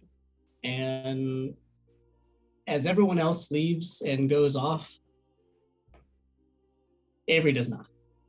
Even to the fact where when you are ready to go to bed, they ask, would you mind if I just slept in your same area, just for safety reasons. I'm okay with that. Why me? Well, it's only. I mean, it's part of the orders, I guess. The orders to stay with me specifically. Yes. I mean, you had the seed, and we were, well, with no disrespect, I know you are plenty capable, but the queen was insistent, I suppose. Did the queen give you any information about me? No. Which is curious, because the queen has information on a lot of people, but not on you, other than you've done this thing, and that I needed to be around to see it through. And it is not my place to question the queen. So if it pleases you, I would like to accomplish my mission, please. The queen was wise to send you. That will lead them to whatever tent room I have. As you go off to your bunk with Avery, as they curl up, they don't have a bed or anything. They curl up right to the side of where you are. As it's late. Yeah. One thing I was just going to mention, I know you were wanting Ileana to talk to Othi at some point, so I was going to say, if you still want to do that, like Othi's going to take your time going to bed, so there will be like plenty of chances to grab her if you want to. If not, we can do it later. It might be a morning thing. It depends on, I think, what the Grove of Hunger tells us and whether or not I receive a message. There are a lot of things up in the air right now. I'm trying to be very careful about what I do. All right, that sounds good. Possibly in the morning. Thank you for checking it. Yeah, no problem. As you all go to sleep for the evening, and what a sleep it is. What a day it's been. It's been a trek and a half. You walked there and back again. No, just the one time. But you had a fight and you survived. You got some stuff. Learned a lot of information as you sleep in a little bit, even if you didn't expect to. It is late morning, early afternoon, when a lot of you wake up. Regardless of what your plan was, then Fandora had a different plan for you. And Ileana, as you wake up, Avery is curled up right around. It looks like they are awake and their eyes are on you before you even open yours as they, oh, hey, good morning. This thing's been waiting for you. And you look over there and there is a Ludamoth that is sitting on the counter. On the little table bedside right next to you. As it flutters over to you, it perches on your hand and you hear this message that relays the information of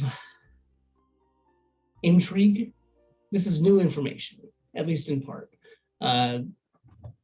From your messages here, the ones you get back, they're not, in this sense, hearing the voice necessarily. They are the means of the message, right? So you get the feeling that this is roughly new information, even for the Summer Queen, that what this item was truly was not known to her until she knew that there was something out there that was unique, that was secret and powerful, and it could have been used for a weapon. Well, now we know. now that we relayed all of that, you know that she's going to gather the rest of the court and figure something out, or at least attempt to, as there's movement now happening at the Capitol. Those who can be there will be, but what that looks like is still kind of up in the air because it's happening currently. If you'd like to join, she invites you. If you have a say, she'd more than be happy to hear what you have to say. But if you're on a different mission and you know what's more important, she also trusts your judgment and is ready to hear from you later when you have an update.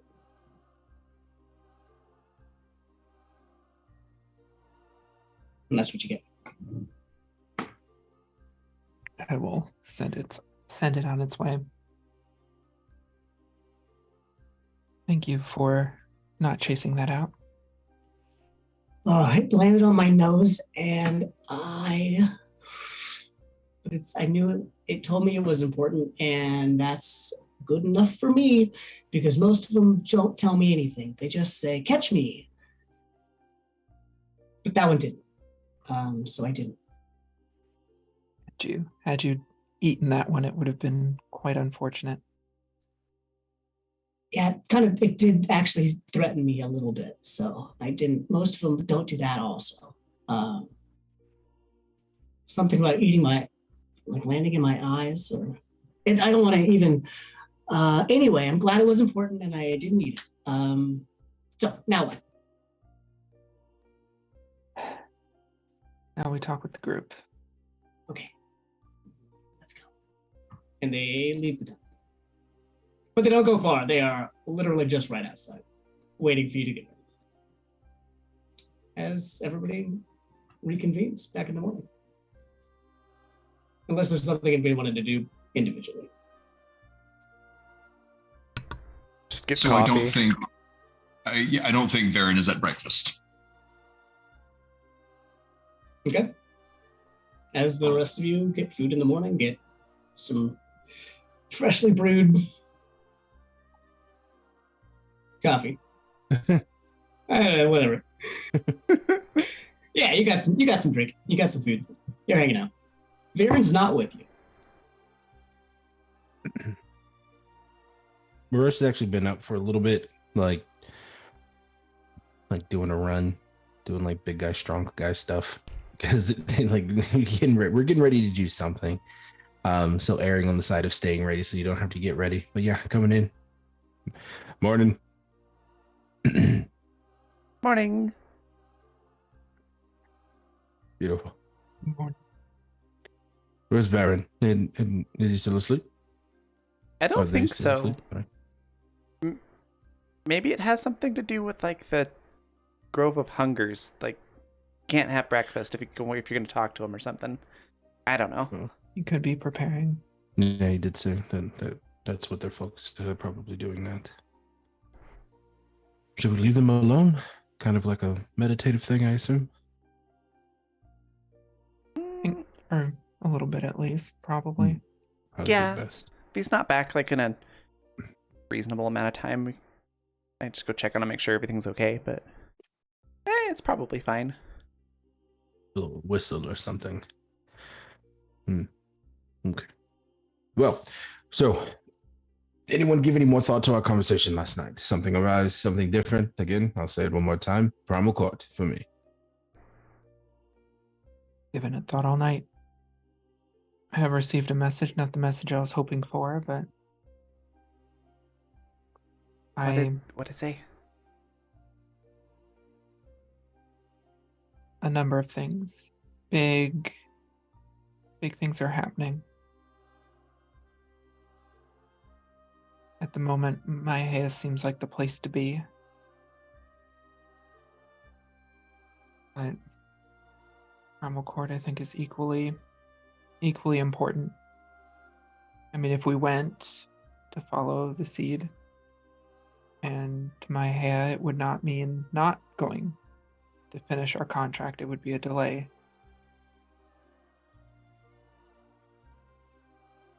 I don't know. Well, like I said before, I think it'd be a justifiable delay.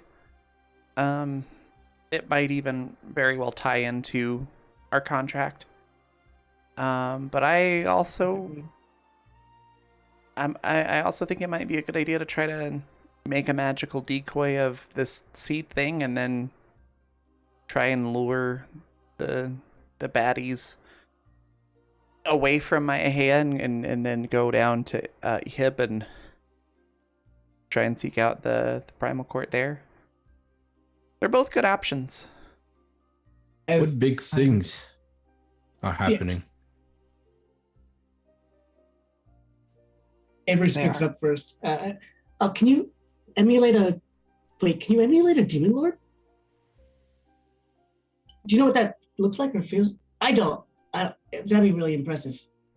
Not can you? me personally, no, but Oh, that's good. I bet that's Marvin really good, actually. I bet Marvin could probably find something. Oh, okay, that'd be the problem to solve. Yeah. I assume that looks like this. Okay. Rah, demon. I mean, I haven't seen one myself, but that's. I believe it. That's.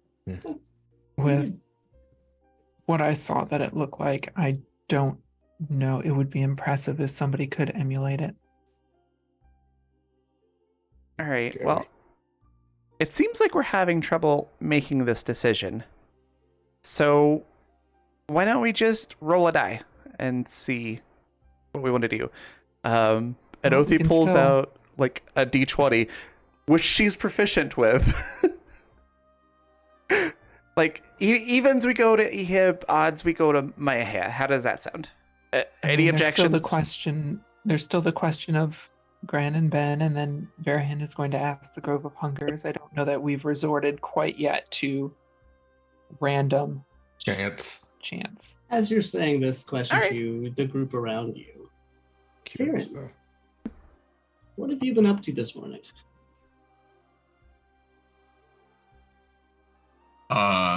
Varen has in whatever little was Varen able to get a room alone? Actually, you know what? The room alone. Nah, Varen would have gone outside and done the weird stone thing again. And to any who would look into this weird little micro cave that it's built, you would see Varen like sitting kind of sesa, like flat on its shins, with its fingers dug into the ground. You would see that it looks like there's clumps of Spanish moss hanging off, and there's the scent of like pine needles and of cypress seeds, and the air is just heavy inside. And to any who look in, you just see the few points of green flame from his stones, and the glow of piercing yellow eyes. And Varen is in his mind back in the Grove of Hungers as it slowly starts to rebuild and kind of continue its rebirth in what ways it can.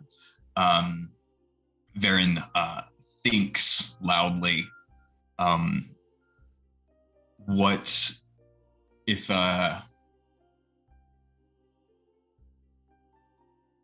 Oh, great Grove of Hungers, it has been too long.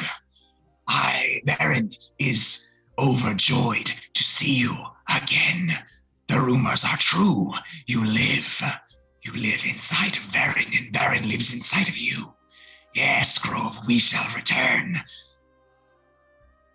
Varen's allies seem at an impasse. They do not know what to do. They fear that they must follow some other to prevent harm.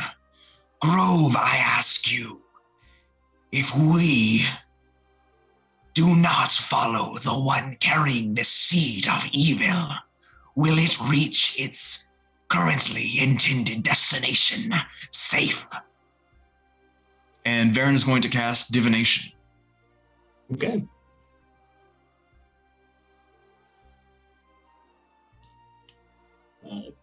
Go ahead and put that in the roll 20 for me, please. Done. No, divination just tells me Oh, everything. You have to explain the whole campaign right now. Ah, yeah, perfect. I could do it, but All right. So the question is, will it get there safely if you do not intervene? Yes. Wonderful. Will it get to its currently intended destination safely? Mhm. Assuming they haven't already taken it. Excellent. As you hear back, Theron, it is wonderful to hear from you. We have been fed well, but Scourge is among us. Now,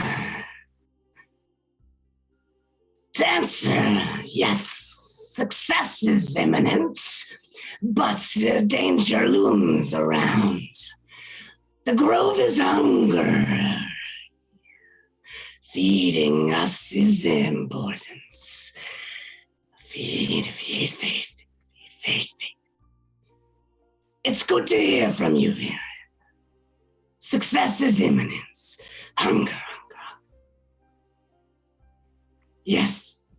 and that's what you get back. Excellent. And I think Viren will, until it's disturbed, will just exist in this small space and kind of allowing it to experience the comforts of home that have been gone for so long. And in that stance, you still get more feeling from the grove. And with this, you know that there is still turmoil there. And it hasn't overtaken completely, but it has not gotten better. Arguably, maybe even a little bit worse. It seems like the grove wasn't the place, but it is still affected by. And you also feel a little bit more that the outsides of the grove, as opposed to the inside, is what's feeling it the most, as if the corruption were ignoring the grove itself, but still having a trajectory further on into the realm of Umbervale. And you know that the entirety of the grove is at this point surrounded. So whatever's happening, it is surpassing the length, but the insides are sustaining. The grove itself thrives and survives, but the corruption has overtaken into the realm itself.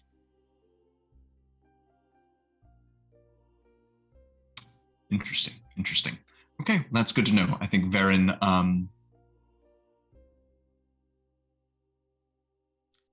Varen's going to chill in there probably for another 20 minutes or so, and then we'll throw the stone down around it, and the moss that was hanging off and the scents kind of quickly evaporate. Varen shakes the little bit of dirt and dust from its fur and goes to join everyone at breakfast. We'll throw open the door and go, They will arrive safely. Do not fret. Let us do the other thing. That's what the Grove told you. Yes. Eliana looks visibly relieved. She kind of sits back in her chair. They are pursued, but they will reach the destination safely. The grove will not lie.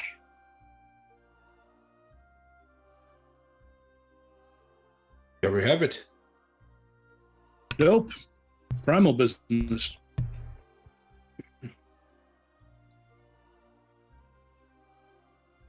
Are there objections? No, I'm okay with it. the girl speaks confidently. Yeah, That we're sounds good. good How are to you me. all? How are you all suited for covert operations? Not well. I have be- this sand. I don't know that it'll be sneaking as much. I can handle much of the sneaking, but I believe maybe we approach them as dissidents of the other courts wanting to join, infiltrate that way.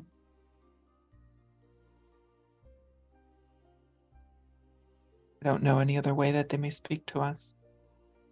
We can present ourselves as just messengers, representees, things along those lines. They'll definitely be at least interested to hear what we could possibly come up with. And I'm sure we have enough time on the road to figure that out as well. Yeah. Messengers from who? These are dissentees from the other courts. I mean, I assume we would represent ourselves as representatives of those courts. Yeah, that's gonna work great for you all. Yeah, I'm morally unopposed to the whole lying thing, but I'm not very good at it. I mean, if we don't think about it as lying, I mean, we have collected a series of information from said other courts. We also have, I forgot the cat's name again. Avery. We also have Avery coming with us as well, and they're legitimately representative of their respective courts of the cat. And so we're not lying. We are aides. I mean, I guess that's true. Like I said, I don't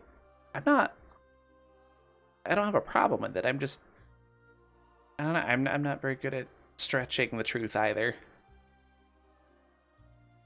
I'll just let you all do the talking. We could attempt to observe them instead. We could break into wherever they are meeting and steal information. There are a lot of ways we can go about this. All options sound fun. Are you all talking about going into Ahid? Mm-hmm. Or Probably. We're not entirely sure where yet, but okay. Oh, sorry. I was just. That sounds messy, but fun. I'm up for anything though. If we're going to the capital, I could do business there. I could do business wherever. Let me know if you need me. Anything, I guess. That sounds cool though.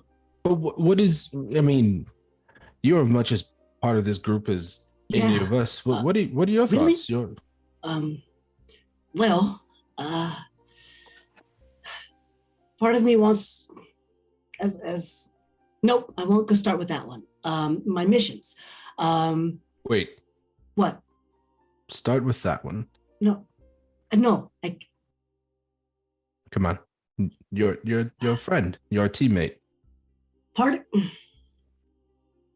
This is being taken care of already, and we don't need to worry about it. But I suppose part of me is a little worried for everyone else that's fighting on the front lines in Gefelden right now, and I know people that are over there, and I was sent on this mission over here, but really, this is more important, and this is my mission. But I am worried for them actually, and that's something that I need to. They have it covered and they have it taken care of.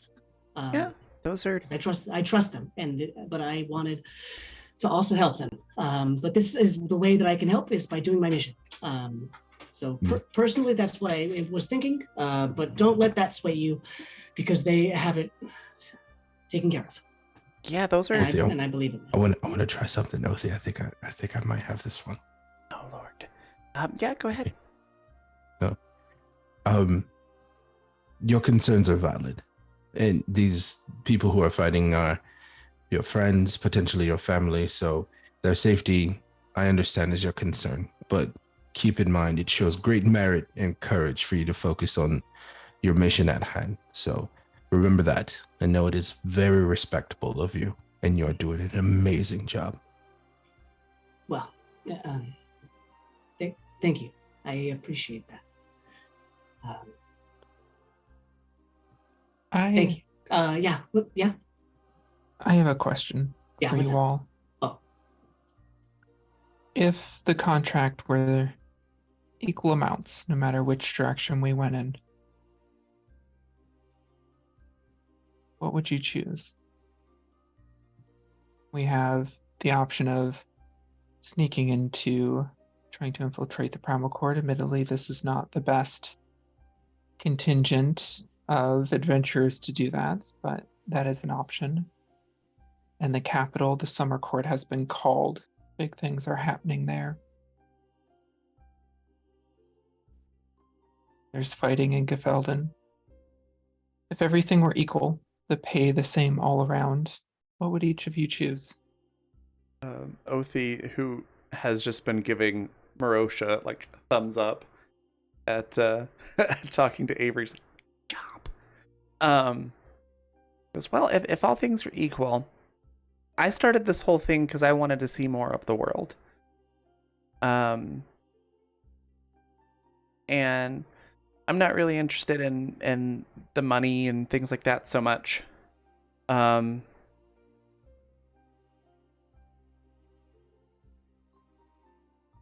feel like it's important to figure out where all of this stuff is coming from. It's something that's going to affect everywhere. And I've never really been to swamps and places like that, so I really want to see that. I mean, helping out Avery and meeting more of Avery's people would be amazing. But I feel like the thing that's most important to everyone in this realm, in this plane, if you will, is figuring out where this corruption stuff's coming from, which sounds like we need to head south.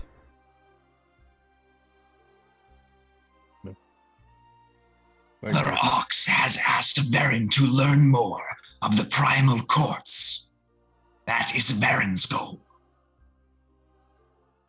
What better way to learn than when you eat your foe?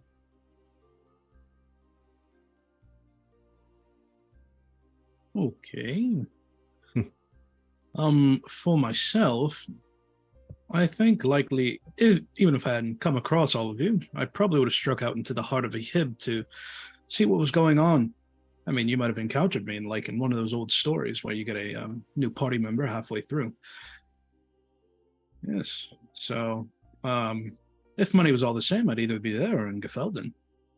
I'd really like to strike at the heart of matters.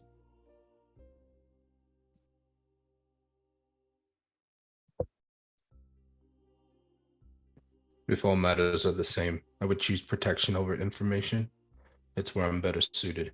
I'm obviously not the spy type, but it seems to me that the information will provide protection for those who need it. So I'm at a standstill. I'll go where I'm wanted. I'll go where I'm useful.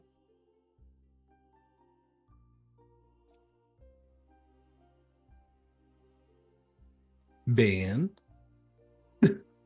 Look, I'm just trying to get home, so.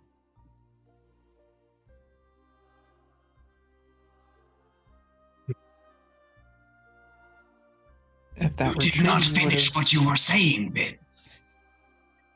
No, I didn't, because I have no fucking clue. If that were true, you would have let the Dryad Princess send you home.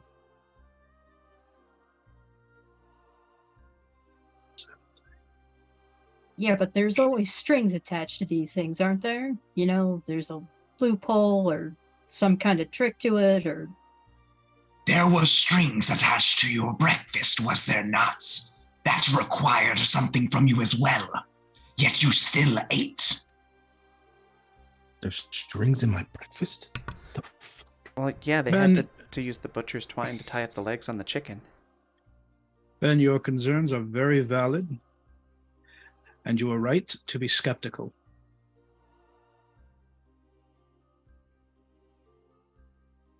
I'm not going to force you to go somewhere you don't want to, but I will say this, we are better with you here with us. I mean, I'm sticking with you guys. I am concerned about the whole fiend thing, considering the whole, you know, they do want everything, and, they tend to, from what I understand, hop around planes, and I'd rather not have them coming back my way. Or tearing up things here.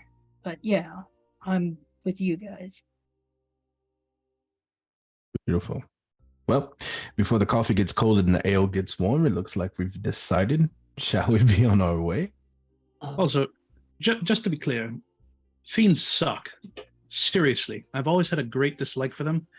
They've always been a presence in my life. They suck. Varen agrees. Yeah, You know- they're not great. I'm the type that tries to find redeemable qualities in everyone, but yeah, they kind of suck. We find a place on the way to where we're going that does like tattoos. I think I'm gonna get that somewhere in my body. Fiends suck. I think it'd be nice. There's still a little bit of information that I kind of should get to. You said the court was meeting up. Did you tell him everything? Actually, as he The looks. summer court is aware of what's going on, and Tanya has called the entire court, all who are available. I wonder if there'll be another emissary, or if that's supposed to be me. You need to go. I don't know. I didn't get new information. How much of what I told you did you tell her? The Summer Queen is aware of everything. Okay. Everything you told me. Okay. If that is the case, then that part of my mission is complete. And if I were to have a say, if we can sneak up behind these guys, and if we can do something to help out everybody else, that seems like a pretty good play to me. What do you mean sneak up behind? Sneak up behind who? Just to be clear. Well, I mean, the front line is happening right now in Gefelton. They're out there, and there are fiends coming through from Ehib. If we're going out there to the swamp, then I wouldn't be surprised if that's also what we find in there. And if there are fiends that are existing in Ehib, they're existing because they're being allowed to. There's no way that Palomera would just allow for fiends to walk around unchecked. If that's happening, it is an intentional thing. I don't know any more than that, and that is an assumption of my queen's part, but there's no other real explanation unless Palomera is dead. But that seems unlikely, but I suppose not impossible. It depends on what's really happening in there, and we don't know. Information is important, but if we can find somebody in charge and put an end to this before it gets worse, that might be worth it. But if the information is passed, that's my main objective. So everything has been passed. Unless my vote is to help out where we can, and this is maybe one of the ways that might be the most impactful.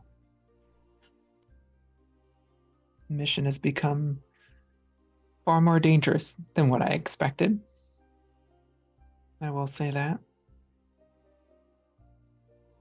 And I think I'll take my chair and I'll pull it kind of around to the edge of the table so my back is to the room. And I'll pull up the hood on my cloak, just so that the table here can see me and see what I'm saying, in case anybody's reading lips, that sort of thing. I myself am torn with the summer court being called, but I agree that the information that we may gain from infiltrating the primal court, the so-called primal court, figuring out who is involved in that, how they're involved, and what they're doing, that could lead us to making the largest impact. But you all should know what you're involved in, the depth that you're involved in. Just for a moment, with my hood pulled up, Liliana's face changes. She looks suddenly like an Eladrin. Deep red hair, long and straight. Kind of green makeup around the eyes, kind of swirls and that sort of thing. She looks young for an Eladrin. I think Othi would probably recognize this face as Lorelei, one of the princesses of the Summer Court. Yeah, Othie's jaw I don't just know that anybody else would. drops, like she's in the middle of taking a bite of biscuit and just drops it on the table. A facade. Ha. Hi. Times are dire. That's clever. Times are dire, and we must take risks. Your contract will be paid no matter what we do, but it does sound like we are heading towards our mission, possibly in a Ahib, but for now we need to find Tess and see who her contact is.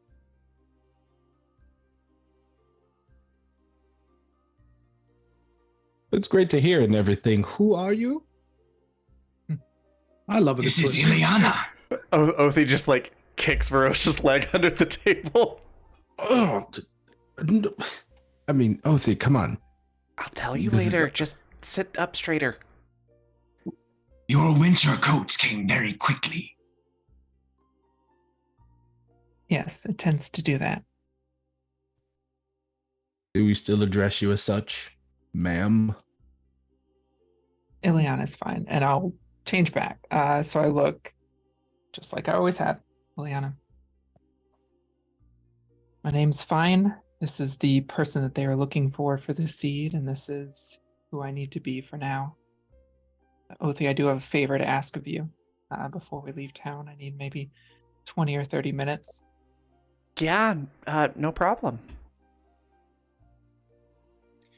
Before we break and begin to leave, Varen has one question. Who of you is the furthest removed from your beast? Marosha, I do not believe it is you. Bin, I have doubts. From our what? What? From You your rec- beast. Real recognize Who's real. furthest I appreciate that.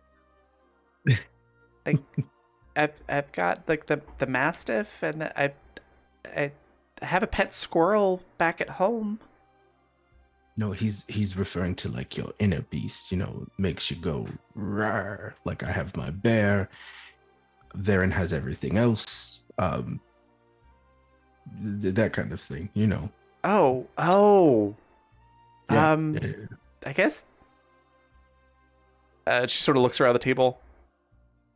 It might be me. If I'm understanding the question correctly.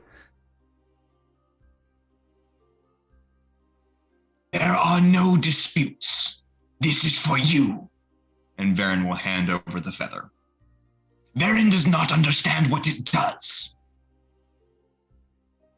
But Varen was told it would let you speak with Beast. Oh! Stupid Beast. Oh, no. We should give this to someone. I can already do that.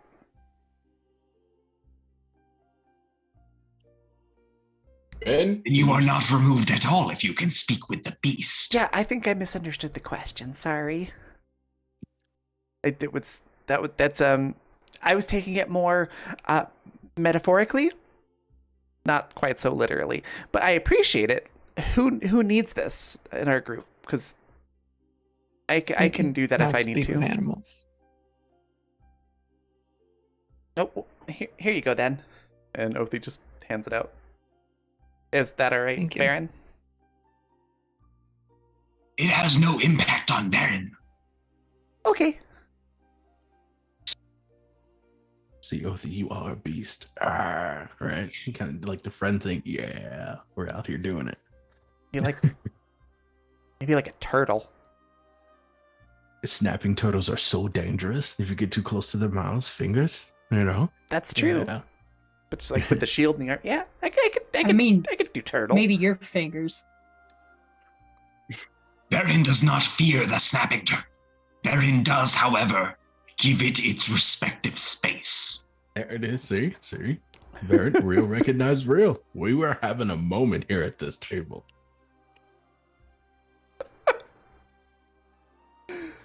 We are so productive. We are. All right. Well then, if everybody's like, if we know what we're doing now, we should probably grab some supplies and get moving. Yeah. First, Ben kind of slams his right elbow down on the table. He looks it is and he looks at on. Marosha. You now. It is on right now. Excuse me. He just kind of shoves everything aside. I will pull Othi to the side as they begin their arm wrestling. Perfect. This is going to be terrible. Like, I hope in the background, like, camera pans out for the audience. It's just like just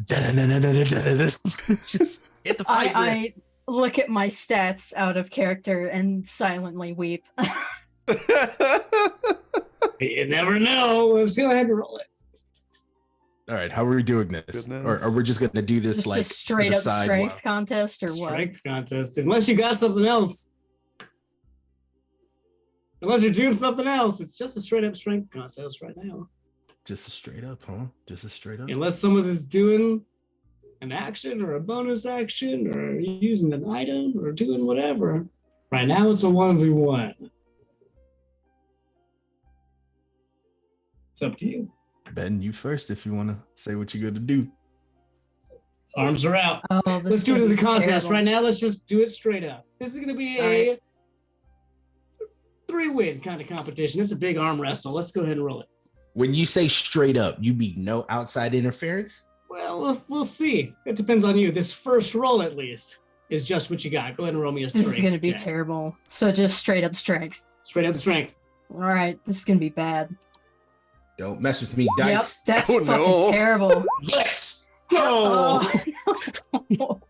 Yeah, there's no saving that. And it's fine. As soon as the hands clasp together, a little bit of the way just immediately goes off to Marosha's side. Best 2 out of 3. No, you didn't win. We're still here. You're still Yeah, we're going. still in it. This is Okay, one but- wrestling, and it's going to take a couple of checks. Right now, the first instance, first couple of seconds in, Marosha's got it and blocked. Okay. What are we doing? Uh, Are you let's- changing anything? I'm going to make you roll again. are we doing 3? Well, I think right now we're rolling to see like 3 which way actions. it goes. Like, Yes. So Yeah. there's a clock here happening. You started in the center. Right now, there's one to Marosha's side, and you're halfway there. If Marosha wins this next one, it goes down.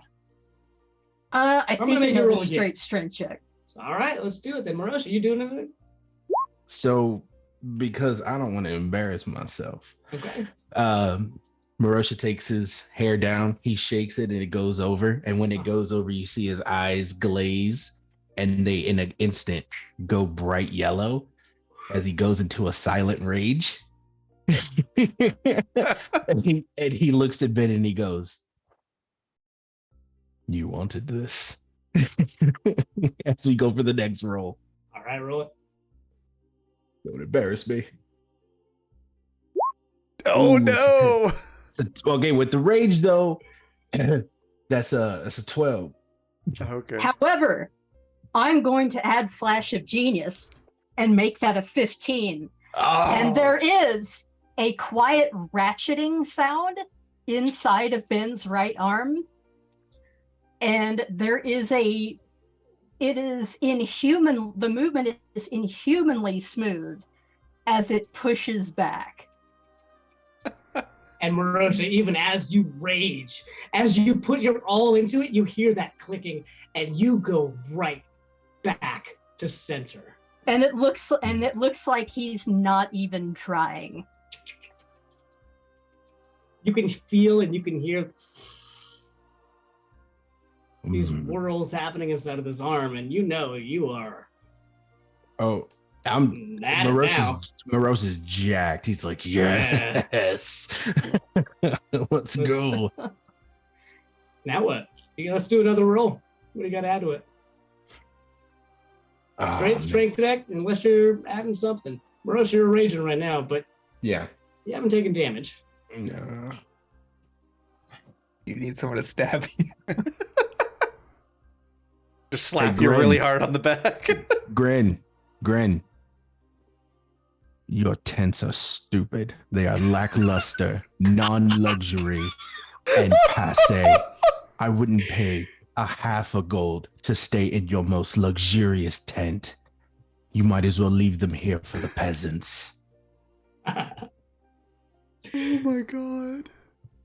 You see, now why am I catching strays? I feel like I wasn't involved until I was Gren. suddenly involved. Defend your honor for your tents if you may. You I need me see to what stab you're him for doing. you? As Avery looks at you, Grin. Yes, actually, I'd love that. Awesome. And Avery just gets you. If Hits you're you with taking the it. death ray. No. Okay, sure. You're raging right now. Avery does 2 points of slashing damage.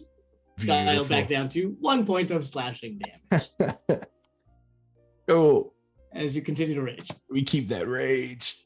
And it's tied. Sinner. Oh, you really got to hold on to my hand, don't you?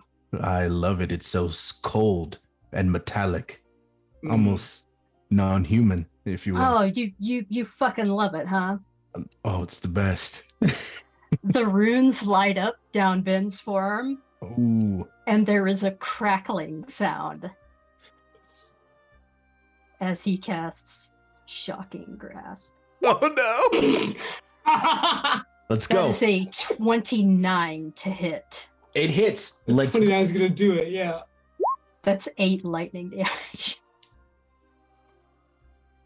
I'll eat that. We're not on an important mission or anything. Nothing.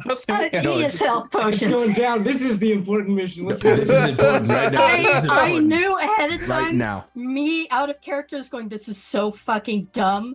But I say this about Ben constantly. I'm like, people say, oh, Ben's so smart. And I'm like, he's intelligent. Yeah. If I could, if I could DM Yeah, what's with up? that shocking ray, Uh-huh. right? I'm definitely gonna eat it, and you kind of see like Marosha's hair kind of just do this a little bit because it's electricity, and that kind of angers him. He's already in a rage. Yep. I like to reach into my pocket Okay. of my bag, who I always have with me, Uh-huh. and I'd like to pull out this metal rod, Okay.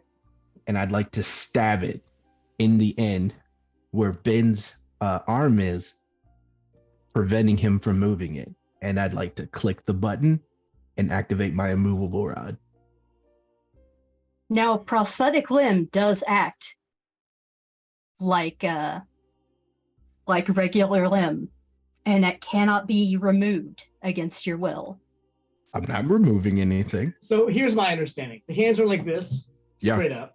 And then the immovable rod comes in at an angle, Yeah. preventing your hand from coming back up this direction. Yep.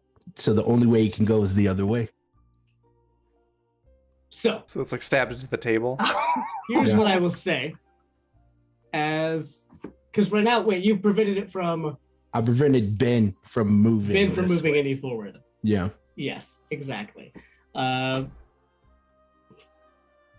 Yeah, I mean, you can roll another strength check.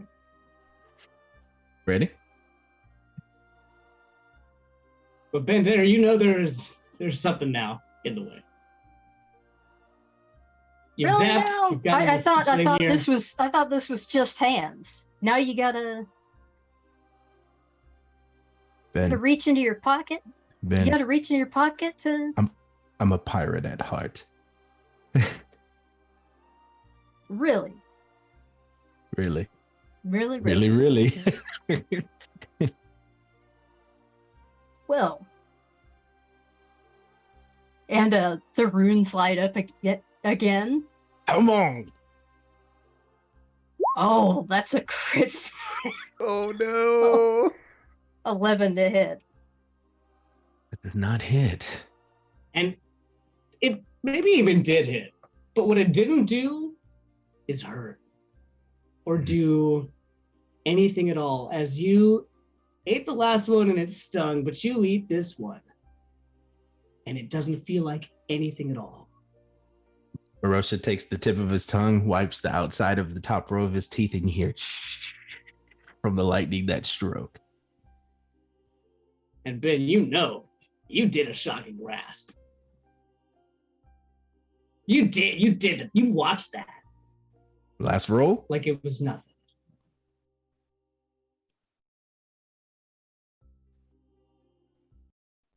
Go So ahead, one roll. more for each of us in. Yeah. The immovable rod's still there. All right. Well, fine. All right. Here we This is go. the way you want to play.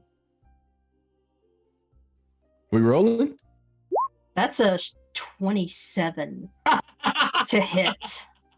Oh, you hit me again. Yeah, it hits. Let's go. Yeah.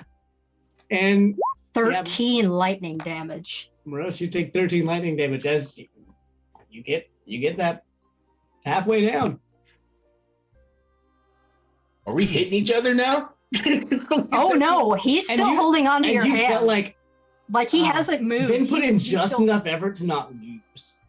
But also the effort to definitely shock you again Oh yeah. harder than last time. Felt that one. That was really good. You got one more That's really strength check. Come What on. do you Yeah. Well, last one, One right? more This is strength. end all be all.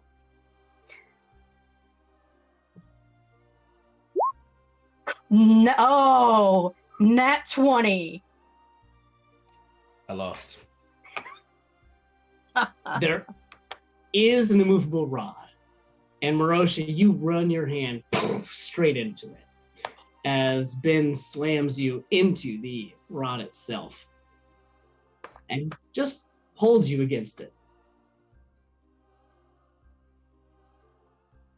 Or whatever, mechanical man. You win. Slams 5 gold on the table. Can we go now?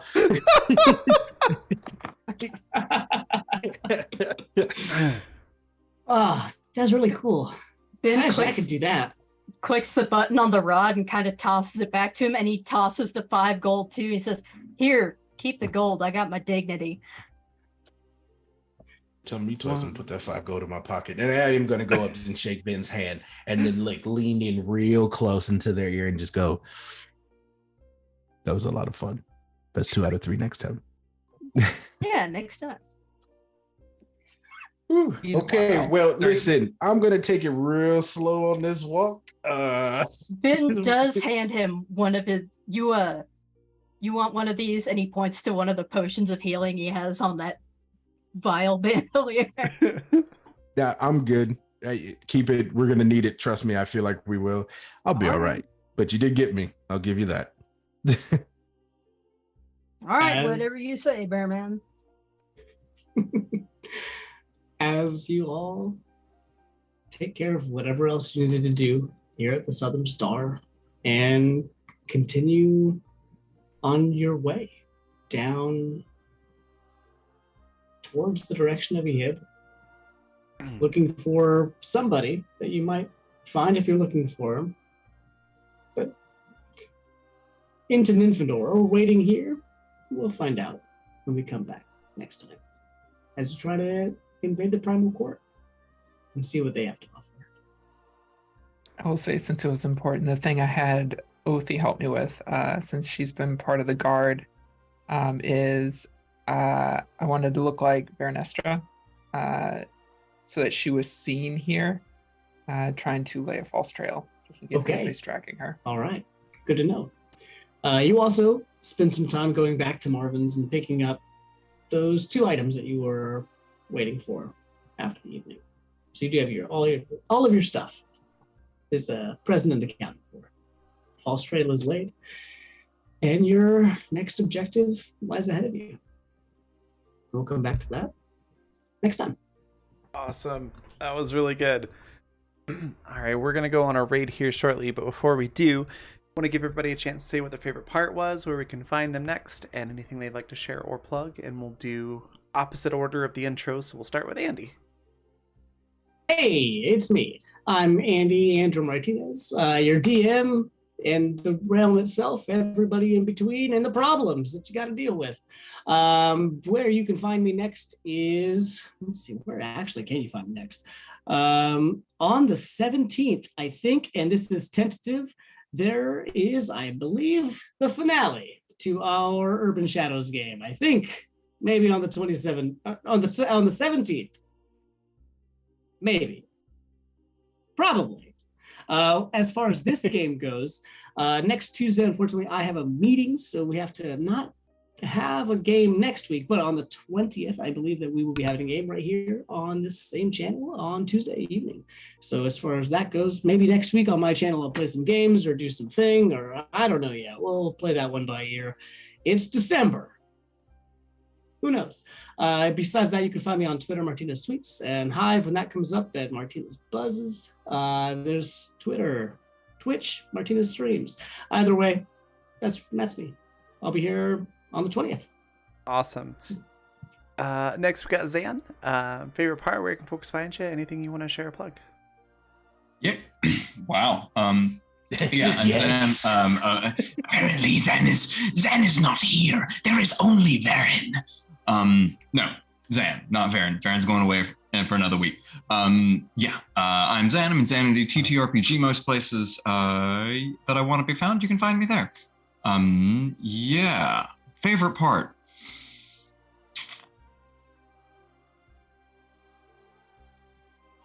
I mean, the arm wrestling is, that's a given. So instead, I'm going to really appreciate the interaction that our feline friend had not eating the moth.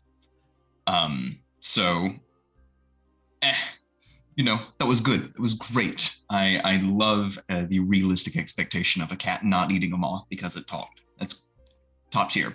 And as far as what you can find me in next, I don't have anything immediately about to pop off. I'm working on some games that hopefully I'm going to release soon-ish. I've got some other stuff coming out with no real release date right now. And yeah, if you're looking for streamcast, podcast guests, anything like that, let me know because I am hungry. This was great. Thank y'all so much. Heck yeah. And then, as was pointed out in our Yeah. chat, Andy, what was your favorite part? I We didn't missed get my that favorite part. There was actually a few things that stood out to me, but I think my favorite part was at the end when Ileana showed her true face to everybody.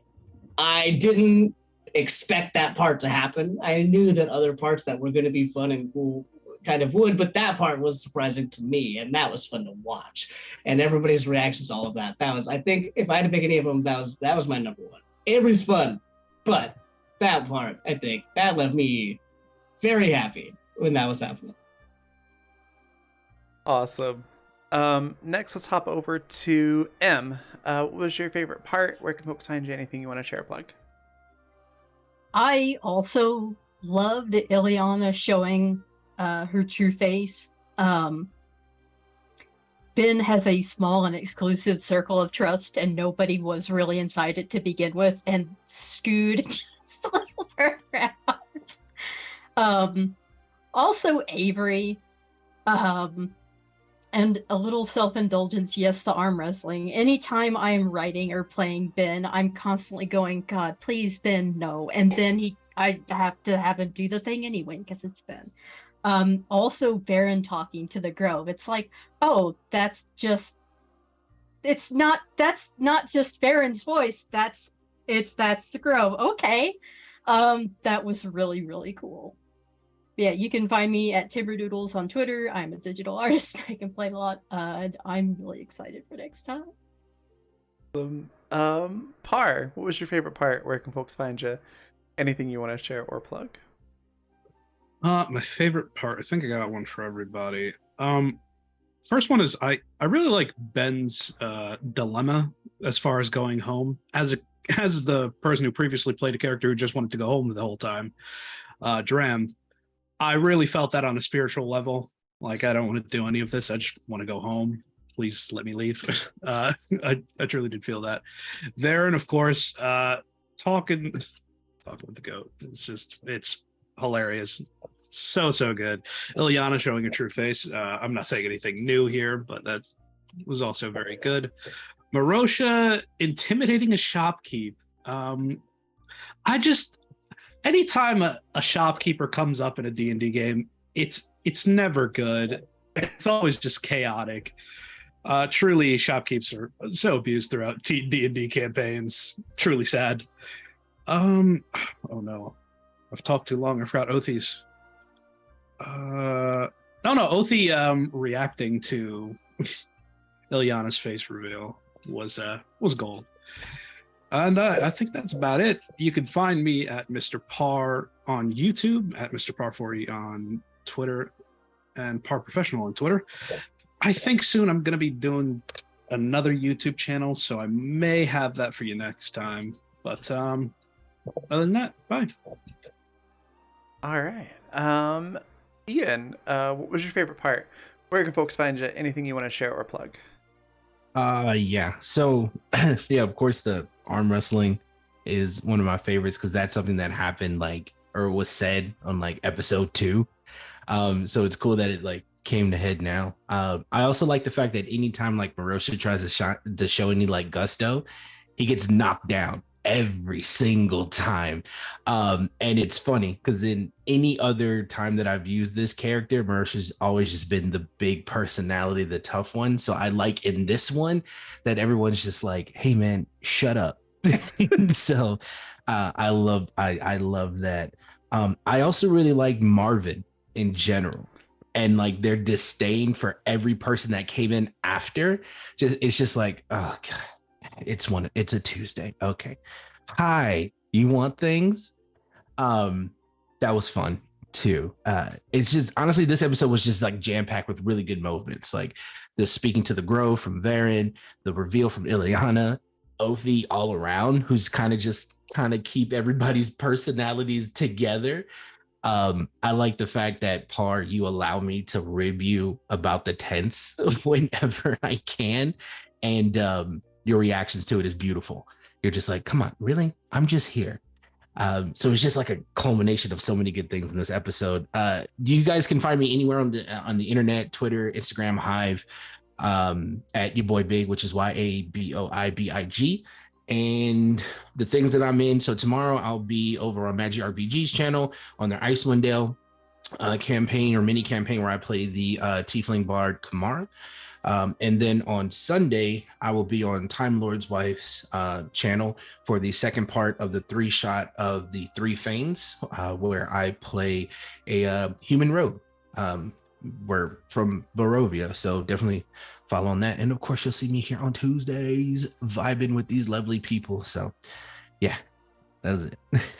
Awesome. And then Anna, favorite part, where can folks find you? Anything you want to share or plug? I will say with Ileana's reveal, the only way a reveal like that works is with reactions from characters like Othi. So very much appreciate that. Had to make a lot of, when I made Ileana, I wasn't making just one character. I had to make a lot of characters because she wears a lot of faces. So it's always fun to see that come out. But I think what really stood out for me was Baron talking to the Grove and the Grove talking back in a similar voice. So it's like Baron's voice is normal where he comes from. So it's, I don't know, that whole scene was wonderful. And we got a lot of insight into Baron and what's going on back home and stuff like that. So I just love that all around. But yeah, I'm Anna, aka Archival Dust Bunny, most places on the internet. I'm a queer and trans advocate, museum worker, and TTRPG streamer and podcaster. If any of that sounds interesting, you can find me on Twitter at Archival Dust Bunny. As far as where to find me, Friday night, you can find me over on the award-winning Girls Run These Worlds for the finale of Dead Man's Switch, our Starfinder campaign. We have uncovered layers and layers of conspiracy, and shit's hitting the fan on Friday. So come see how that turns out.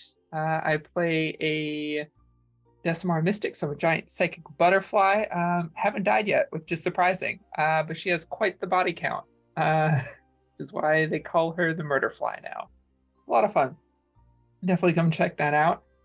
Saturday night, we are back with Dragon Riders of Aome over on Dexera 19's channel.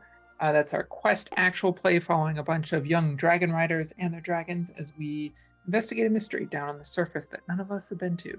Last session, Dax made me cry with some emotional trauma for my character, and this session is picking up immediately after that. So I have to go straight into the session emotionally wrecked, which should be a lot of fun. That campaign's equal parts wholesome and adventurous. It's worth watching. All the VODs are available over on Doc's Twitch channel. Of course, catch up on You Force Inheritance, our Masks actual play over on Thorny Dryad's channel. Wonderful cast of characters and players over there. Next Thursday night, you can find me on Ballad of the Seven Dice for the continuation of the Timeless Journey, our Ryutama actual play. We do a lot of really amazing things with graphics and audience interaction and all that. It's a really fun game to catch live if you can. Not a lot has happened so far. It's a very simple story, so catching up, you can jump in on this next episode and you won't be too far behind. Also coming up are a bunch of holiday one-shots I'm involved in over on Girls Run These Worlds, playing a number of different systems, so keep an eye out for that. You can always, of course, find me a Response Team Omnicron and Lancer actual play podcast. We have Sci-Fi Fields, giant narrative mech battles, roleplay focused characters. You can get that anywhere you normally get your podcast and on Twitter at RT Omnicron. And keep an eye on my Twitter as well. I will have casting for an upcoming project coming out in the next month or so. So keep an eye out for that. Awesome. And that just leaves me, my favorite part. I'm with Ian on this one. Like the whole episode has just been jam-packed with lovely little moments with all different characters. It's been so great. Definitely the ones that stand out like immediately though are the Ileana reveal. That was a lot of fun to do as Othi. I really loved being able to like kick Marosha's leg under the table and be like, sit up straighter. That was a lot of fun. Definitely Marosha just laying into Grin about the tents because he wanted to get hit, and watching everyone's faces and reactions to that was just amazing. But yeah, I enjoyed the whole thing. It was a lot of fun. Also getting to pet a talking cat, that was amazing. That's always high up on the list there. But yeah, where you can find me next? Oh, nice. That moment has already been clipped. Awesome. Let's see where you can find me next. Hopefully, this Saturday we'll get Animus going again.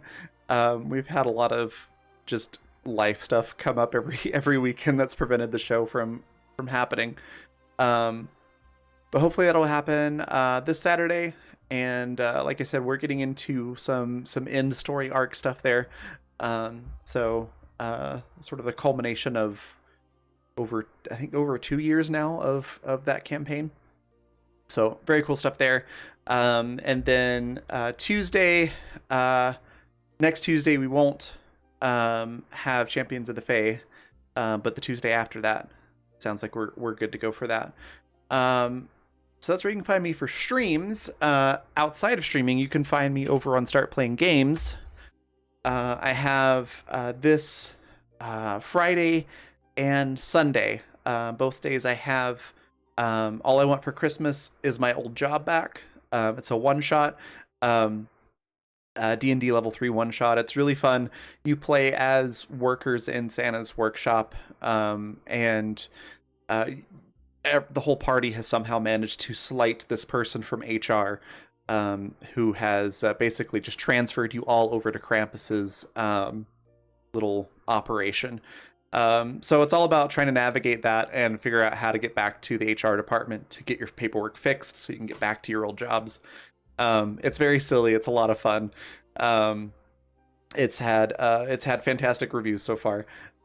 So go check out Start Playing .games/GM/RAVYN. It's there in chat. If you'd like to sign up for one of those, I'll probably be running more instances of that over the month as well. And then starting in January, I'm working on a long form D&D campaign, which will probably be on Thursdays. So you can sign up for that for a whole campaign with me running that. I think that's everything for where you can find me. Other things to share or plug, just the Champions of the Fae support page. So if you want to support the cast and all these awesome people here, you can do so at that link. It's just on my coffee shop. There's if you go to the shop, there's a specific product, quote unquote product for it. And then you can just pay whatever you want for that. And there's different perks for different levels of donations, which is really cool. And then, of course, Fundamental RPG, which you can also find in that same spot if you want the digital copy or the quick play guide. You can pick up physical copies on Amazon. Those look like this. And I feel like I'm forgetting one thing. Oh, yes. Children and Champions of the Fae. It's a really cool supplement that we've been using for this campaign for some of the ancestries and subclass stuff. Definitely go check that out. There's a link to that on DM's Guild in chat. I think that is everything. So we're going to go on a raid. We're going to go raid Nerdsmith. They're awesome. Really cool network of people over there. So give them a follow if you're not doing so already. And then I will see you all hopefully Saturday. If not, then the next Tuesday after that. Bye, everybody.